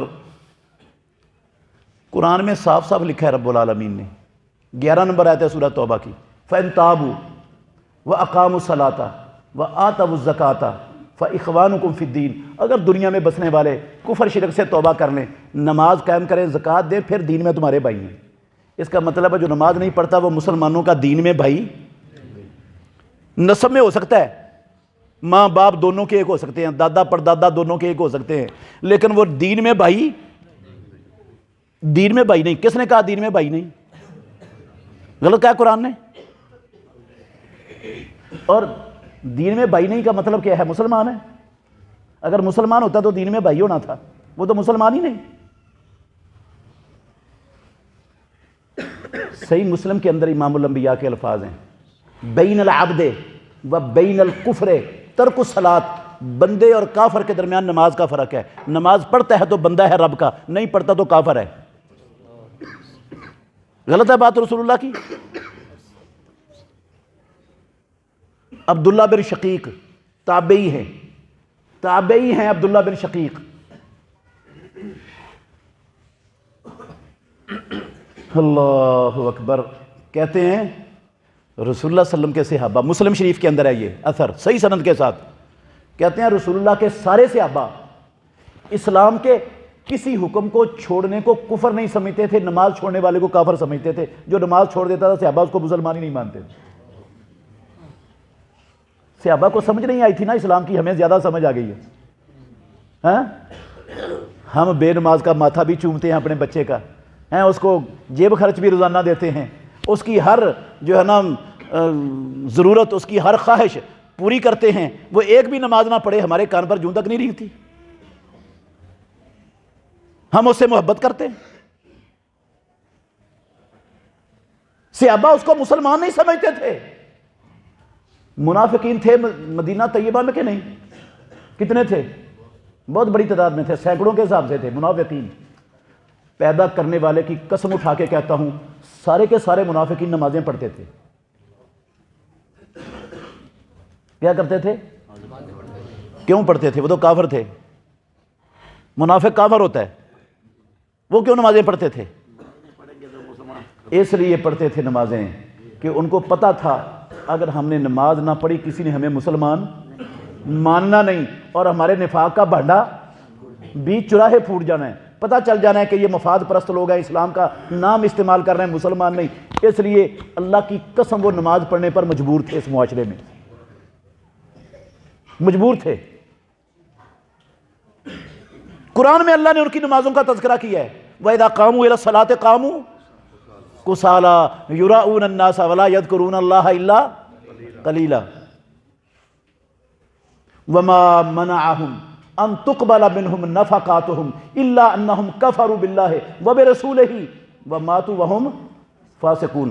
نہ رب ان کی زکاتیں قبول کرتا ہے نہ ان کی نمازیں قبول کرتا ہے. اس کا مطلب وہ نمازیں پڑھتے تھے. ان کے کفر کی وجہ سے رب کچھ نہیں قبول کرتا، نہ ان کی نماز قبول ہے رب کو، نہ زکوٰۃ قبول ہے. وہ زکوٰۃ بھی دیتے تھے، نماز بھی پڑھتے تھے. اس لیے پڑھتے تھے، ان کو پتا تھا نہ پڑھی تو کسی نے مسلمان نہیں ماننا ہمیں. ہمارے نزدیک نماز کی کیا قدر و قیمت ہے، کیا چیز ہے نماز، کیا حیثیت ہے، ہم نے کیا سمجھا آج تک زندگی میں نماز کو. اور میرے بھائیوں اللہ کے لیے غور کرنا. 4 نمبر آیت ہے سورہ توبہ کی. میرا فتویٰ نہیں ہے یہ، میرا فتویٰ نہیں. میں نے بار بار کہا میں کچی بات نہیں کرتا، اپنی بات نہیں سنانے آیا آپ کو. قرآن کی آیت سنا رہا ہوں. 4 نمبر آیت پڑھ لو جا کے گھر میں. اللہ نے کہا فَإِن تَابُوا وَأَقَامُوا الصَّلَاةَ وَآتَوُا الزَّكَاةَ فَخَلُّوا سَبِيلَهُمْ کے الفاظ پر غور کرنا. اگر یہ کافر کفر شرک سے توبہ کر لیں، نماز پڑھیں، زکوٰۃ دیں، ان کو جینے کا حق دو رب کی زمین پر، ان کا راستہ چھوڑ دو، ان کو جینے کا حق ہے، یہ جی سکتے ہیں اللہ کی زمین پر۔ کیا مطلب ہے اس کا؟ جو نماز نہیں پڑھتا اس کو اللہ کی زمین پر زندہ چھوڑنے کا حق، یہ مسلمانوں کی ریاست اور حکومت پر لازم ہے۔ جو نماز نہیں پڑھتا اسے توبہ کروا کے نماز پڑھائی جائے، نہیں پڑھتا اس کی کھوپڑی اڑا کر پھینک دیا جائے، وہ اس قابل نہیں ہے، اس کو رب کی زمین پر زندہ چھوڑا جائے۔ جنہوں نے رب کے حکم پر یہ عمل کرنا تھا وہ خود نماز نہیں پڑھتے تو عمل کیا کریں گے؟ وہ بکواس کی ایک بندے نے، بکواس امام الانبیاء کی تقسیم کے متعلق، صحابی کہنے لگے اللہ کے نبی اللہ اضرب عنقہ، میں اس کی گردن نہ اڑا دوں، میں اس کی گردن نہ اڑا دوں، یہ بکواس کرتا ہے آپ کے بارے میں۔ لفظ کیا بولے رسول اللہ صلی اللہ علیہ وسلم نے؟ لا لعلہ یصلی، شاید یہ بندہ نمازی ہو، نمازیوں کو نہیں قتل کرنا، شاید نمازی ہو، اگر نمازی نہ ہوتا اللہ کے نبی اس کی کھوپڑی اڑانے کی اجازت دے دیتے۔ موطا امام مالک کے اندر حدیث ہے صحیح، بندہ آیا، اس نے اللہ کے نبی کے کان میں آ کر، اللہ کی قسم، اللہ کے نبی کے کان میں آ کر الگ سے خفیہ سے چھپی ہوئی بات کی، کسی نے نہیں سنا اس نے کیا نبی صلی اللہ علیہ وسلم کے کان میں آ کے کہا۔ اللہ کے نبی نے بلند آواز سے کہا الیس یصلی، کیا وہ نماز نہیں پڑھتا؟ اس نے کہا بلا، نماز تو پڑھتا ہے لیکن اس کی نماز کا کوئی فائدہ، اس کی نماز کی کوئی حیثیت، کوئی قدر و قیمت نہیں۔ وہ آپ کے کان میں آ کر نا اس بندے کو قتل کرنے کی اجازت مانگ رہا تھا۔ اللہ کے نبی نے کہا وہ نماز پڑھتا ہے اس لیے محمد نمازیوں کو قتل کرنے کی اجازت نہیں دیتا۔ اولئک الذین نہانی اللہ عن قتلہم، مجھے نمازیوں کے قتل کرنے سے اللہ نے منع فرمایا ہے۔ اس کا مطلب ہے نمازی نہ ہوتا اللہ کے نبی قتل کرنے کی اجازت دے دیتے اس کو۔ اور منافقوں کے مجبوری سے نماز پڑھنے کا ایک سبب یہ بھی تھا، ان کو پتہ تھا کھوپڑیاں اڑ جانی ہیں نماز نہ پڑھی تو، اس لیے وہ پڑھتے تھے آ کر نمازیں۔ ہمارے نزدیک تو نماز ایک ٹکے کی نہیں ہے، ہمارے نزدیک تو وقت کا ضیاع ہے۔ مسلمانوں کے نزدیک پیدا کرنے والے پروردگار کا کلمہ پڑھنے کے بعد اپنے بندوں پر سب سے بڑا فریضہ، اور ہم سب سے زیادہ اس فریضے کو چھوڑنے والے یار۔ حدیث پر غور کرنا ہے، ایک حدیث کے لفظ سناتا ہوں آپ کو، ٹائم زیادہ تو نہیں ہو گیا؟ بات پوری کر لیں بس، ٹائم ہو گیا۔ اللہ اکبر۔ عبداللہ بن عمر بن عاص رضی اللہ عنہ راوی ہیں، مسند امام احمد کی صحیح حدیث ہے یہ، اللہ کے نبی کی زبان سے نکلے ہوئے سچے 100% سچے الفاظ ہیں میں جو آپ کو سنا رہا ہوں، توجہ سے سننا میرے بھائیوں، فائدہ اللہ بڑا دے گا آپ کو۔ آپ یہ حدیث کا آخری حصہ سنانے لگا ہوں، پہلا حصہ بھی ہے، آخری حصہ آپ سن لیں۔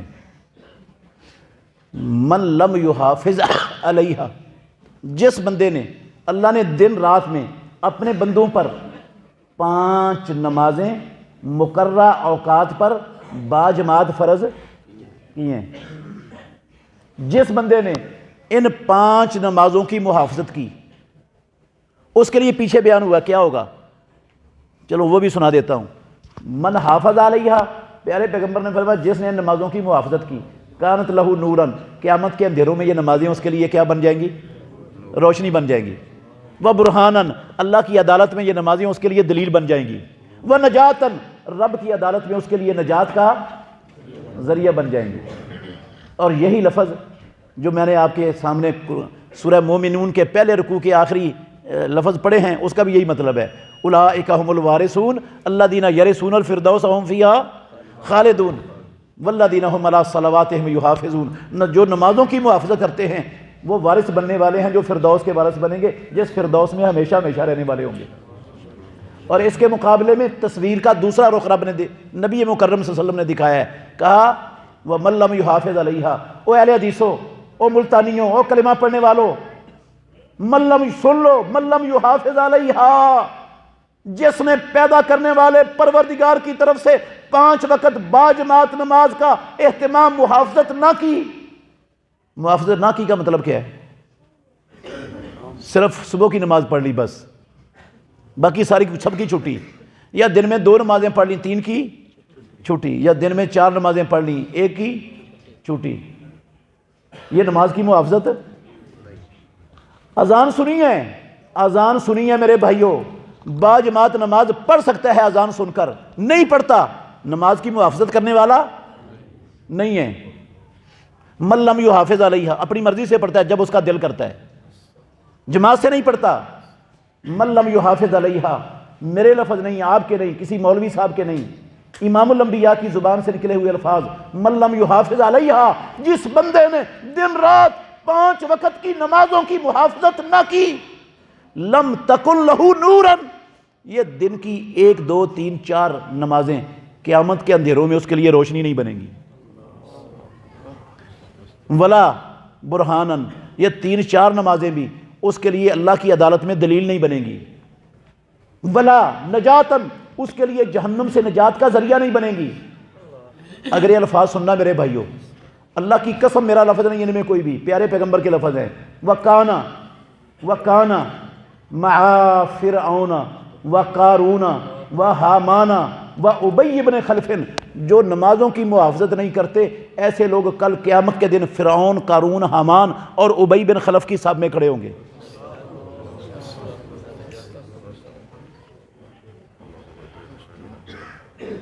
بیٹا آپ بتاؤ گے فرعون کہاں ہوگا قیامت والے دن، جنت میں یا جہنم میں؟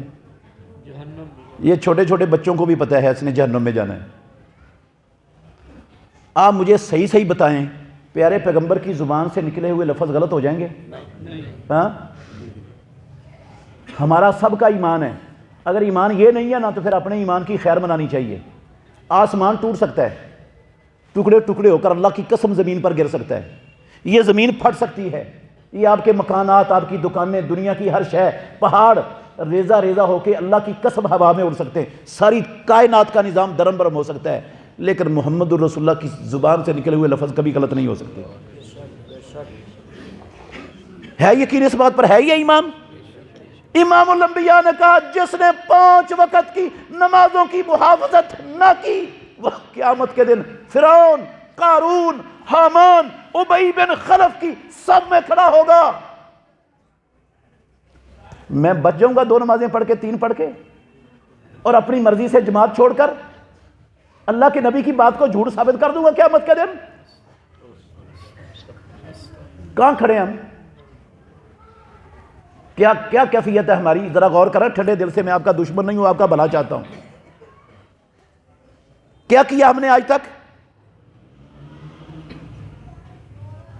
اچھا ایک اور میں بات بٹھائی دوں آپ کے ذہن میں، اذان سن کر اگر میں نے اپنے دنیا کے سارے کام روک دیے، دکان بند کر دی، دفتر بند کر دیا، ٹیوشن، پڑھائی، لیکچر سب کو چھوڑ دیا، تو میرے روزی میں کمی آ جائے گی؟ ہاں، جو رب نے لکھا ہوا ہے وہ پورا نہیں ملے گا نا؟ ہاں، امام الانبیاء نے گارنٹی دی ہے، لن تموت نفس حتی تستکمل رزقہا، ہرگز کوئی جان مرے گی نہیں جب تک اس کا لکھا ہوا پورا پورا حاصل نہ کر لیتی، موت نہیں آنی۔ وہ رب نے دینا ہی دینا جو لکھ دیا اس نے، اور جو نہیں لکھا وہ ایک بھی نماز نہ پڑھیں، کعبے کے رب کی قسم ہے ایک ذرہ بھی نہیں ملنا اس سے زیادہ، جو نہیں لکھا مل جائے گا وہ، کھا لیں گے کھلا لیں گے اپنے بچوں کو، فائدہ کیا پھر نماز چھوڑ کر اذان سن کے دکان چلانے کا فائدہ مجھے بتائیں، فائدہ بتائیں کیا ہے؟ نہ روٹی کا لقمہ کم ہونا ہے نہ زیادہ ہونا ہے، تو پھر میں کیوں اذان سن کر کیوں ان دنیا کے ٹکے کے دھندوں میں کیوں مصروف رہوں؟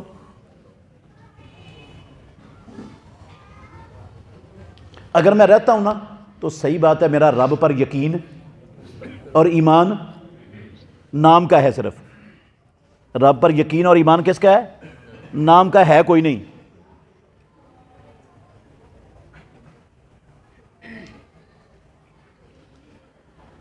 میری گزارش ہے آپ سے، گزارش منوا نہیں سکتا ہوں، منت کرتا ہوں آپ کی. اختیار نہیں ہے میرے پاس منوانے کا. اگر اختیار ہوتا میں ڈنڈے سے منوا لیتا, لیکن اختیار نہیں دیا ہمیں رب نے. اتھارٹی نہیں ہے میرے پاس منوانے کی. منت کر سکتا ہوں آپ کی. دعا کرتا ہوں یا اللہ میرے ان سارے بھائیوں کے دل نرم کر دے. یا اللہ سب کے سینے کھول دے.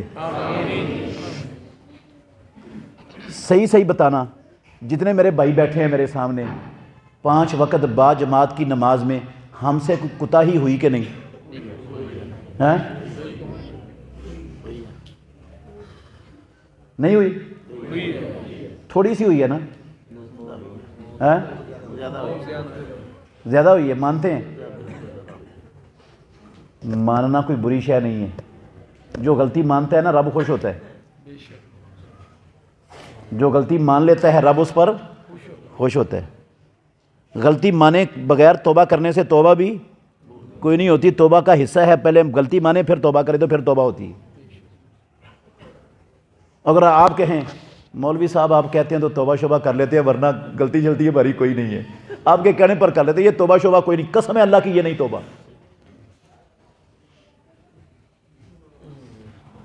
میری منت ہے آپ سے, منت. آپ نے تسلیم کیا کہ ہم سے کوتاہی ہوئی اور بہت زیادہ ہوئی, تھوڑی سی نہیں ہوئی. یہ کوتاہی مرتے دم تک ایسی چلتی رہنی چاہیے ہاں, یا ختم ہونی چاہیے آج کے بعد؟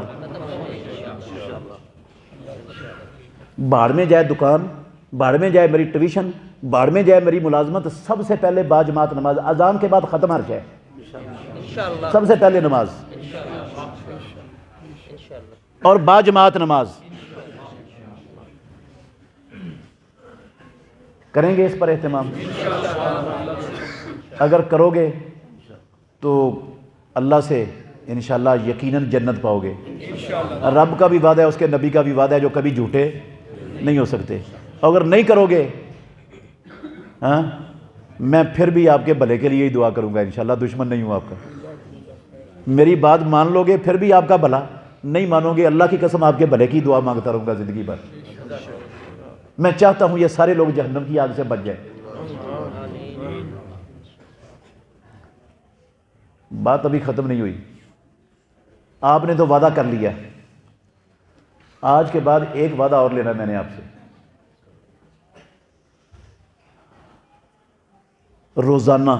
روزانہ اپنے گھر میں اپنی بیوی کا, اپنی جوان بچیوں کا سب سے حساب لینا ہے. آج کتنی نمازیں پڑھی اور کتنی چھوڑی. ہو سکتا ہے یہ کام بھی ہاں؟ پہلے ہوتا ہے ہمارے گھروں میں, سکول نہ جائیں بچے, ٹیوشن نہ جائیں, ناراض ہوتے ہیں سارے بڑے. ہاں ٹیوشن کیوں نہیں گیا؟ پیسے بھرتے ہیں, اتنی فیس دیتے ہیں. مسیت نہ جائے نا, اللہ کی قسم جوان بیٹا کسی کے کان پر جوں تک نہیں لکھتی. کبھی پوچھا تک نہیں سر اٹھا کے, بیٹا آج کتنی نمازیں پڑھی ہیں کتنی چھوڑی. بیوی سے نہیں پوچھا, او اللہ کی بندی آج کتنی نمازیں پڑھی ہیں کتنی چھوڑی ہیں تو نے. میری بیٹیوں نے آج کتنی نمازیں پڑھی ہیں کتنی کیوں چھوڑی ہیں, کبھی حساب لیا جا کر گھر میں؟ اللہ نے صرف میرے اوپر نماز فرض نہیں کی, پیدا کرنے والے کی قسم ہے, جس طرح مجھے اپنے آپ کو جہنم سے بچانے کا حکم دیا ہے, میں اس بات کا بھی پابند ہوں اپنے بیوی بچوں کو بھی جہنم کی آگ سے بچاؤں. یا ایھا الذین آمنوا قوا انفسکم واہلیکم نارا. او ایمان والو, صرف اپنے آپ کو نہیں اپنے گھر والوں کو بھی جہنم سے بچانا تمہارا فرض ہے. اگر وہ نماز نہیں پڑھیں گے تو جہنم سے بچایا ہم نے ان کو, فریضہ ادا کیا اپنا جو رب نے عائد کیا تھا ہم پر. ہمارا کام صرف ان کو کمائی کر کے دینا ہے, ان کے کپڑے پورے کرنا ہے, ان کا کھانا پورا کرنا ہے, گھر کی ضروریات پوری. نماز پڑھانا یہ ہماری ذمہ داری نہیں.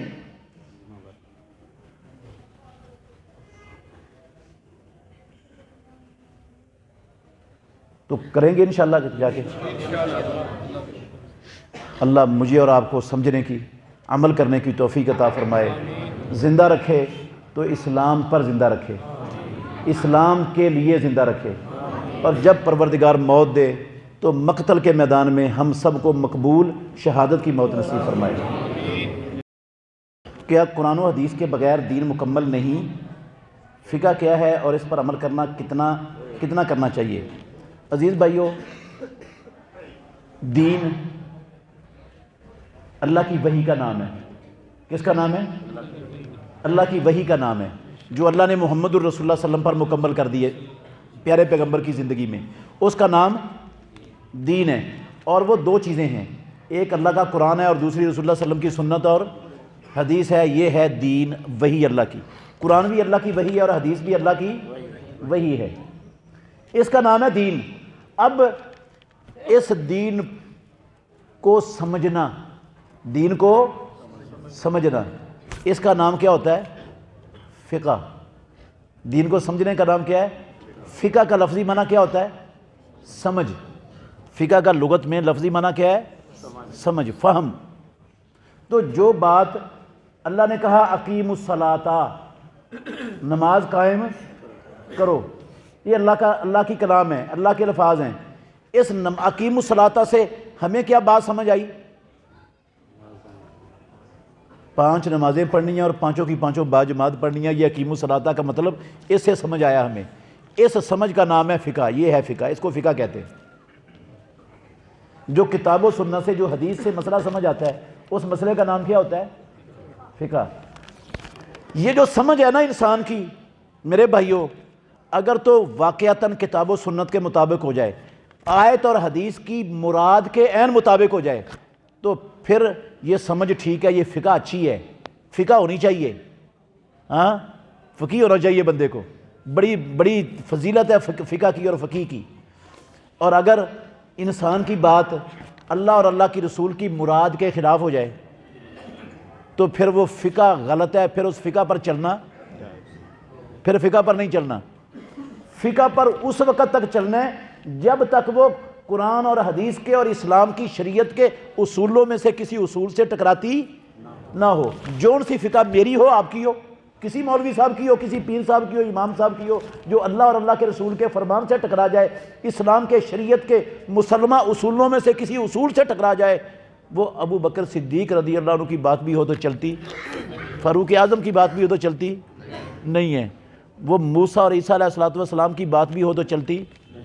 ہاں، تو میری اور آپ کی کیسے چل جائے گی؟ مولوی صاحب کی، پیر صاحب کی، امام صاحب کی کیسے چل جائے گی؟ رفع الیدین کے بغیر نماز ہو جائے گی؟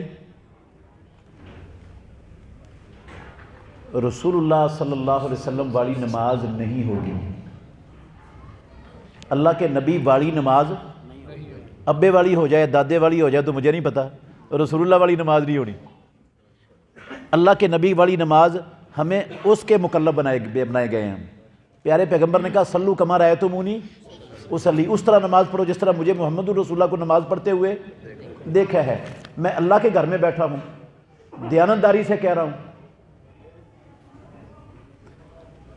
امام الانبیاء نے پوری نبوی زندگی میں ایک نماز کی ایک رکعت بھی اللہ کی قسم بغیر رفع الیدین کے نہیں پڑھی۔ پوری ذمہ داری سے کہہ رہا ہوں،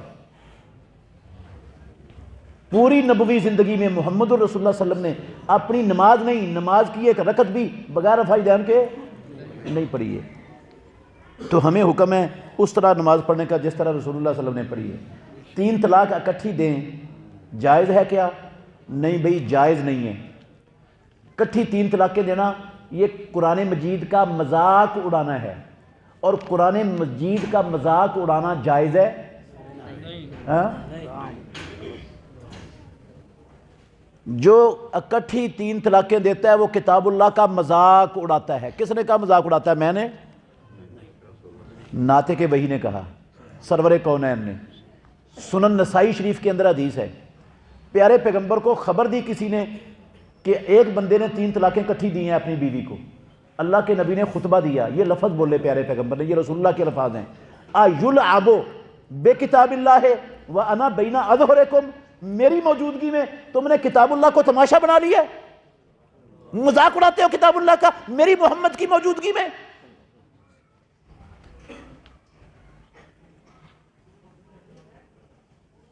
تو یہ جو لکھتے ہیں نا، جس نے طلاق دینی ہوتی ہے جاتا ہے اسٹام فروش کے پاس، وہ سارے کے سارے گدھے الو کے پٹھے بیٹھے، ناراض نہیں ہونا، سارے کے سارے وہ لکھتے کیا اس پر؟ طلاق ثلاثہ دیتا ہوں، طلاق دیتا ہوں، طلاق دیتا ہوں، طلاق دیتا ہوں، پھر اسی پر بس نہیں کرتے، اپنے اوپر حرام کرتا ہوں۔ غصہ ان کا رکتا ہی نہیں.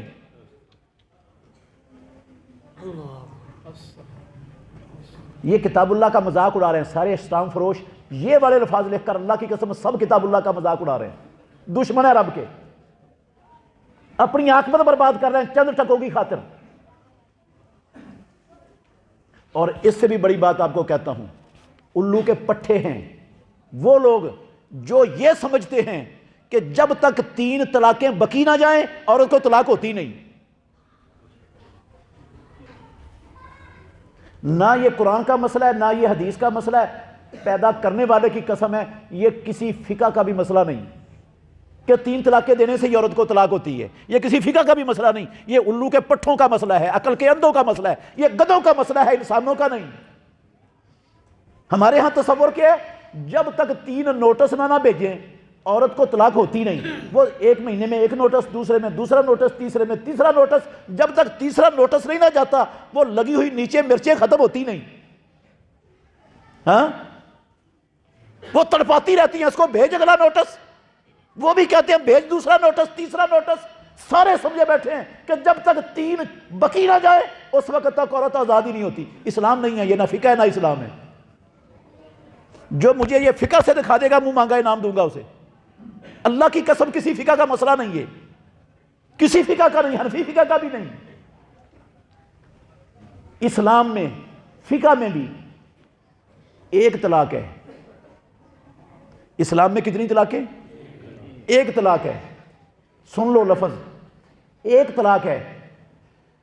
اور جب طلاق کا موقع ہے نا پھر طلاق دی جاتی ہے. موقع سے پہلے بھی دینے کی اجازت نہیں ہے اسلام میں, وہ بھی کتاب اللہ کا مذاق ہے. موقع کیا ہوتا ہے؟ حیض کی حالت میں عورت کو طلاق دینی جائز نہیں ہے اسلام میں, حرام ہے, گناہ ہے, مذاق ہے کتاب اللہ کا. ایسے طہر میں طلاق کی اگر نوبت آئی گئی ہے, ایسے طہر میں بھی بیوی کو طلاق دینا حرام ہے جس طہر میں پہلے میاں بیوی مل چکے ہیں. حرام ہے طلاق دینا, جائز نہیں, اسلام اجازت نہیں دیتا ہے اس کی. کب طلاق دینی ہے؟ اگر موقع آ گیا طلاق کا, ضروری ہو گئی ہے, تو پھر طریقہ یہ ہے حیض سے پاک ہو عورت اور اس سے ازدواجی تعلقات قائم کرنے سے پہلے لفظ بول دے طلاق. 1 مرتبہ لفظ طلاق بولنے سے طلاق ہو جائے گی. جب لفظ طلاق بول دیا یا لکھ دیا 1 مرتبہ, عورت مطلقہ ہو گئی. عورت کیا ہو گئی؟ مطلقہ. اب اس عورت کی 3 حیض عدت ہے. اگر حاملہ ہے تو وضع حمل عدت ہے, اگر حیض والی ہے تو 3 حیض عدت ہے, اور اگر حیض کی عمر سے گزری ہوئی ہے تو 3 مہینے عدت ہے. 90 دن نہیں, اسلامی 3 مہینے, وہ 90 دن کے نہیں ہوتے کبھی بھی. اچھا, یہ عدت جب ختم ہو جائے گی نا, عدت کے اندر اندر اگر زندگی میں پہلی طلاق, پہلی مرتبہ یہ لفظ استعمال کیا گیا ہے, تو عدت کے اندر اندر لفظ 1 بولا تھا, 3 حیض, تیسرا حیض ختم ہونے سے, تیسرا حیض شروع ہونے سے پہلے پہلے اس کو بغیر نکاح کے سلو کرنے کی اللہ نے اجازت دی ہے. 228 نمبر آیت ہے سورہ بقرہ کی. یہ بغیر نکاح کے ان کی سلو ہو جائے گی. طریقہ یہ ہوتا ہے کہ لفظ 2 گواہوں کی موجودگی میں لفظ بول دے, میں رجوع کرتا ہوں, میں اپنے لفظ واپس لیتا ہوں, تم میری بیوی ہے, سلو ہو گئی. کسی اور شے کی ضرورت نہ. 60 مسکینوں کو کھانا کھلانا ہے, اسلام نہیں ہے, یہ مولویوں کا گھر کا دین ہے, کھانے پینے والوں کا, بیپاریوں کا. بس لفظ بول دے, رجوع ہو گیا.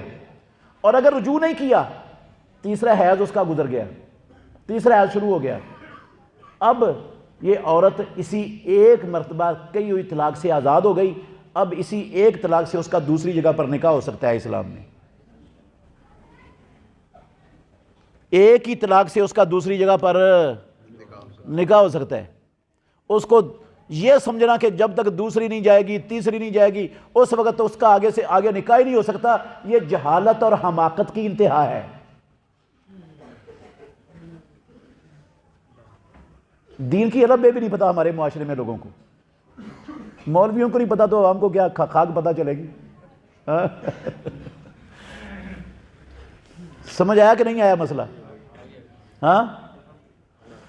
پھر 3 طلاقیں کیا ہوتی ہیں؟ 3 طلاقوں کا جو لفظ چلتا ہے اسلام میں وہ کیا ہوتا ہے وہ بھی سن لو, سمجھا دیتا ہوں. 3 طلاقوں کا مطلب یہ ہوتا ہے, آج لڑائی ہوئی, طلاق کا لفظ استعمال کر دیا, یہ 1 طلاق ہو گئی. سلو بھی ہو جائے نا عدت کے اندر اندر, یہ طلاق ساری زندگی کاؤنٹ ہونی ہے. زندگی میں 2 مرتبہ طلاق دے کے سلو کرنے کی اللہ نے اجازت دی ہے. یہ ایک موقع اس نے کیا کر لیا؟ ختم کر لیا. اب سلو ہو گئی، پھر لڑائی ہوئی دوبارہ کسی موقع پر 10 سال بعد 20 سال بعد، پھر طلاق کا لفظ استعمال کر دیا. یہ کون سی طلاق ہے؟ اسلام میں یہ دوسری طلاق ہے. اس دوسری طلاق کے بعد بھی وہی پہلی طلاق والا پروسیجر ہے اسلام کے اندر. عدت کے اندر رجوع ہو سکتا ہے، عدت کے اندر سلو ہو سکتی ہے، اور عدت گزر جائے پہلی طلاق کے بعد یا دوسری زندگی میں طلاق کے بعد تو نیا نکاح بھی دونوں کا آپس میں، ان دونوں کا آپس میں عدت کے بعد نکاح بھی عورت کا دوسری جگہ پر بھی ہو سکتا ہے، اس خامد کے ساتھ بھی ہو سکتا ہے اگر عدت گزرنے کے بعد سلو کی نوبت آئے تو. 2 مرتبہ سلو ہو گئی زندگی میں. اب 2 موقع دیے تھے رب نے، وہ دونوں کیا ہو گئے؟ ختم ہو گئے. اس سلو کے بعد اب اس کے پاس آخری چانس ہے زندگی میں. اب یہ چانس پر زندگی بسر کر رہے ہیں میاں بیوی. اب زندگی میں کسی موڑ پر 50 سال بعد بھی اس نے طلاق کا لفظ استعمال کیا، وہ تیسری اور آخری طلاق ہو جائے گی. اس کے بعد وہ عورت اس مرد پر حرام ہو جائے گی.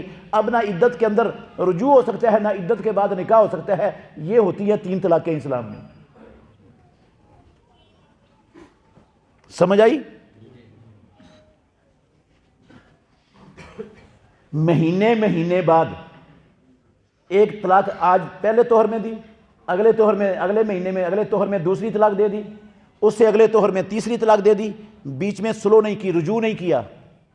اسلام کے اندر یہ ایک ہی مجلس کی 3 طلاقیں ہیں، ایک ہی کاؤنٹ ہوتی ہے. یہ ایک مجلس کی ایک سے زیادہ طلاقیں ایک کاؤنٹ ہوتی ہیں. یہ ایک ہی طلاق ہے، 3 طلاقیں نہیں ہیں. مجلس کا مطلب ہوتا ہے پہلی طلاق سے رجوع کرنا. جب تک رجوع نہ ہو مجلس تبدیل نہیں ہوتی. جب تک رجوع نہ ہو مجلس تبدیل نہیں ہوتی. رجوع کا مطلب ہے، مجلس کا مطلب ہے رجوع کرنا. اب تھوڑا سا غور کریں گے تو بات عام فہم ہے، سادہ سی ہے، بڑے لوگوں کو نہیں سمجھ آتی. اب غور کریں گے سمجھ آ جائے گی. لفظ استعمال کر دیا طلاق کا، عورت ہو گئی مطلقہ. عورت کیا ہو گئی؟ عدت اس کی شروع ہو گئی کہ نہیں؟ مطلقہ جب طلاق دے دو تو عورت کی عدت شروع ہو جاتی ہے. عدت شروع ہو گئی، اس کی مطلقہ ہو گئی. اب رجوع نہیں کیا تو دوبارہ پھر اگلے مہینے طلاق کس کو بھیجتا ہے؟ کس کو بھیج رہا ہے طلاق؟ جو پہلے سے طلاق یافتہ ہے، جس کو پہلے ہی طلاق ہو چکی ہوئی ہے، وہ عدت پوری کر رہی ہے اپنی.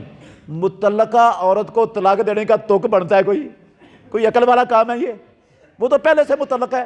جب عدت پوری ہو جائے گی اسی ایک طلاق سے اس نے آزاد ہو جانا ہے. اب دوبارہ بک بک کرنے کا کیا مطلب؟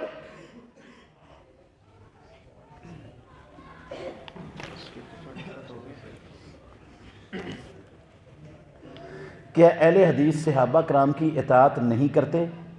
اس پر روشنی ڈالیں. عزیز بھائیو، اللہ مالک الملک نے اپنی اور اپنے نبی کی اطاعت کا حکم دیا ہے. اپنی اور اپنے نبی کی اطاعت کا حکم دیا ہے. اور تیسرا جس کی اطاعت کا حکم ہے وہ ہے ولی الامر، اولی الامر. تیسرا کون ہے جس کی اطاعت کا حکم ہے؟ اولی الامر. اللہ کی اطاعت اور اللہ کے رسول کی اطاعت مطلق ہے، مطلق، بغیر کسی قید کے. کوئی قید، کوئی شرط نہیں ہے اس میں. باقی اولی الامر ہے، استاد ہے، عالم ہے، ماں باپ ہے، کوئی بڑا ہے، اس کی اطاعت ہے لیکن مطلق اطاعت نہیں ہے. اس وقت تک ہے جب تک وہ اللہ اور اللہ کے رسول کے حکم کے مطابق چلائے. اور اگر وہ اللہ اور اللہ کے رسول کے حکم کے خلاف چلائے پھر کسی کی، نہ ماں کی، نہ باپ کی، نہ بیوی کی، نہ خامد کی، نہ کسی اور کی اطاعت کا کوئی تصور نہیں اسلام میں. سمجھ آئی؟ اللہ اور اللہ کے رسول کی اطاعت مطلق ہے، باقی ہر ایک کی اطاعت مقید ہے جب تک اس کی اطاعت اللہ اور اللہ کے رسول کے حکم کے مطابق ہے. سر آنکھوں پر خلاف ہے کوئی یہ کہنے والا، اس کی بات، اس کی اطاعت نہیں ہوگی. تو اب صحابہ رضوان اللہ علیہم اجمعین، ان کی اطاعت کا تو اللہ نے حکم نہیں دیا یا دیا ہے، لیکن صحابہ کو معیار بنایا ہے. صحابہ کو کیا بنایا ہے؟ اسلام وہ رب کے ہاں معتبر ہوگا، دین وہ معتبر ہوگا جو صحابہ کے طریقے پر اختیار کیا جائے گا. اللہ نے کہا فَإِنْ آمَنُوا بمثل ما آمنتم بہ فقد اہتدوا، ہدایت پانی ہے نا، تو پھر صحابہ نے جس طرح اسلام کو اپنایا ہے، جس طرح صحابہ نے قرآن و حدیث پر عمل کیا ہے، اس طرح کرو گے تو ہدایت پاؤ گے۔ اگر یہ نہیں نہ کرو گے تو کھڈے لینا ہے، ہدایت کوئی نہیں پھر تمہارے پاس، جھوٹے ہو، پھر جھوٹے ہو۔ اللہ نے کہا نا وَمَن يُشَاقِقِ الرَّسُولَ مِن بَعْدِ مَا تَبَيَّنَ لَهُ الْهُدَىٰ وَيَتَّبِعْ غَيْرَ سَبِيلِ الْمُؤْمِنِينَ، سبیل المومنین یہاں کیا ہے؟ صحابہ کا راستہ۔ جو صحابہ کا راستہ، جس طرح انہوں نے قرآن کو سمجھا، جس طرح انہوں نے نبی کے فرمان کو سمجھا، جس طرح انہوں نے قرآن و حدیث کو مانا، جو اس طرح نہیں نہ مانے گا، ان کے طریقے سے ہٹ کر مانے گا، ہاں، نُوَلِّهِ مَا تَوَلَّىٰ، جدھر منہ مڑے گا ادھر ہی ہم اس کی باغیں ڈھیلی کر دیں گے، وَنُصْلِهِ جہنم، اور اس کا انجام جہنم بنا دیں گے، وَسَاءَتْ مَصِیرًا، اور برا جگہ ہے جہنم یہ لوٹنے کی۔ تو ہم صحابہ کو اللہ کے فضل سے معیار سمجھتے ہیں، معیار۔ اسلام اللہ کے ہاں وہ قبول ہے، عبادت وہ قبول ہے جو صحابہ کے طریقے پر ہوگی، جو صحابہ کے طریقے پر ہوگی، جس طرح صحابہ نے قرآن سمجھا، عمل کیا قرآن پر صحابہ نے کہ نہیں کیا، اللہ کے نبی کے فرمان پر صحابہ نے عمل کیا کہ نہیں کیا، جیسے عمل انہوں نے کیا ویسے ہم نے کرنا ہے۔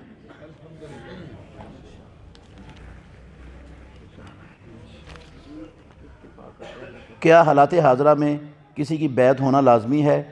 بھئی بیعت یا نبی کی ہوتی ہے یا امیر المومنین خلیفۃ المسلمین کو ہوتی ہے، اسلام میں کسی تیسرے کی بیعت کا تصور۔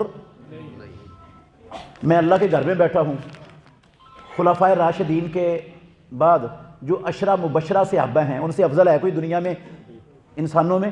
ان میں سے کسی نے اپنی بیعت لی کبھی؟ خلفائے راشدین نے خلافت کی بیعت لی ہے، ان کے علاوہ عشرہ مبشرہ میں سے کسی صحابی نے اپنے ہاتھ پر بیعت، یا تابعی نے ان کی ہاتھ پر بیعت نہیں کی۔ کیوں نہیں کی؟ اسلام میں اس کا تصور ہی نہیں ہے، کسی کی بیعت کا تصور نہیں۔ امیر المومنین خلیفۃ المسلمین کی بیعت قیامت تک ہے، لیکن وہ امیر المومنین کی ہوتی ہے جو امیر المومنین بن جائے ساری دنیا کا۔ کیا جنت میں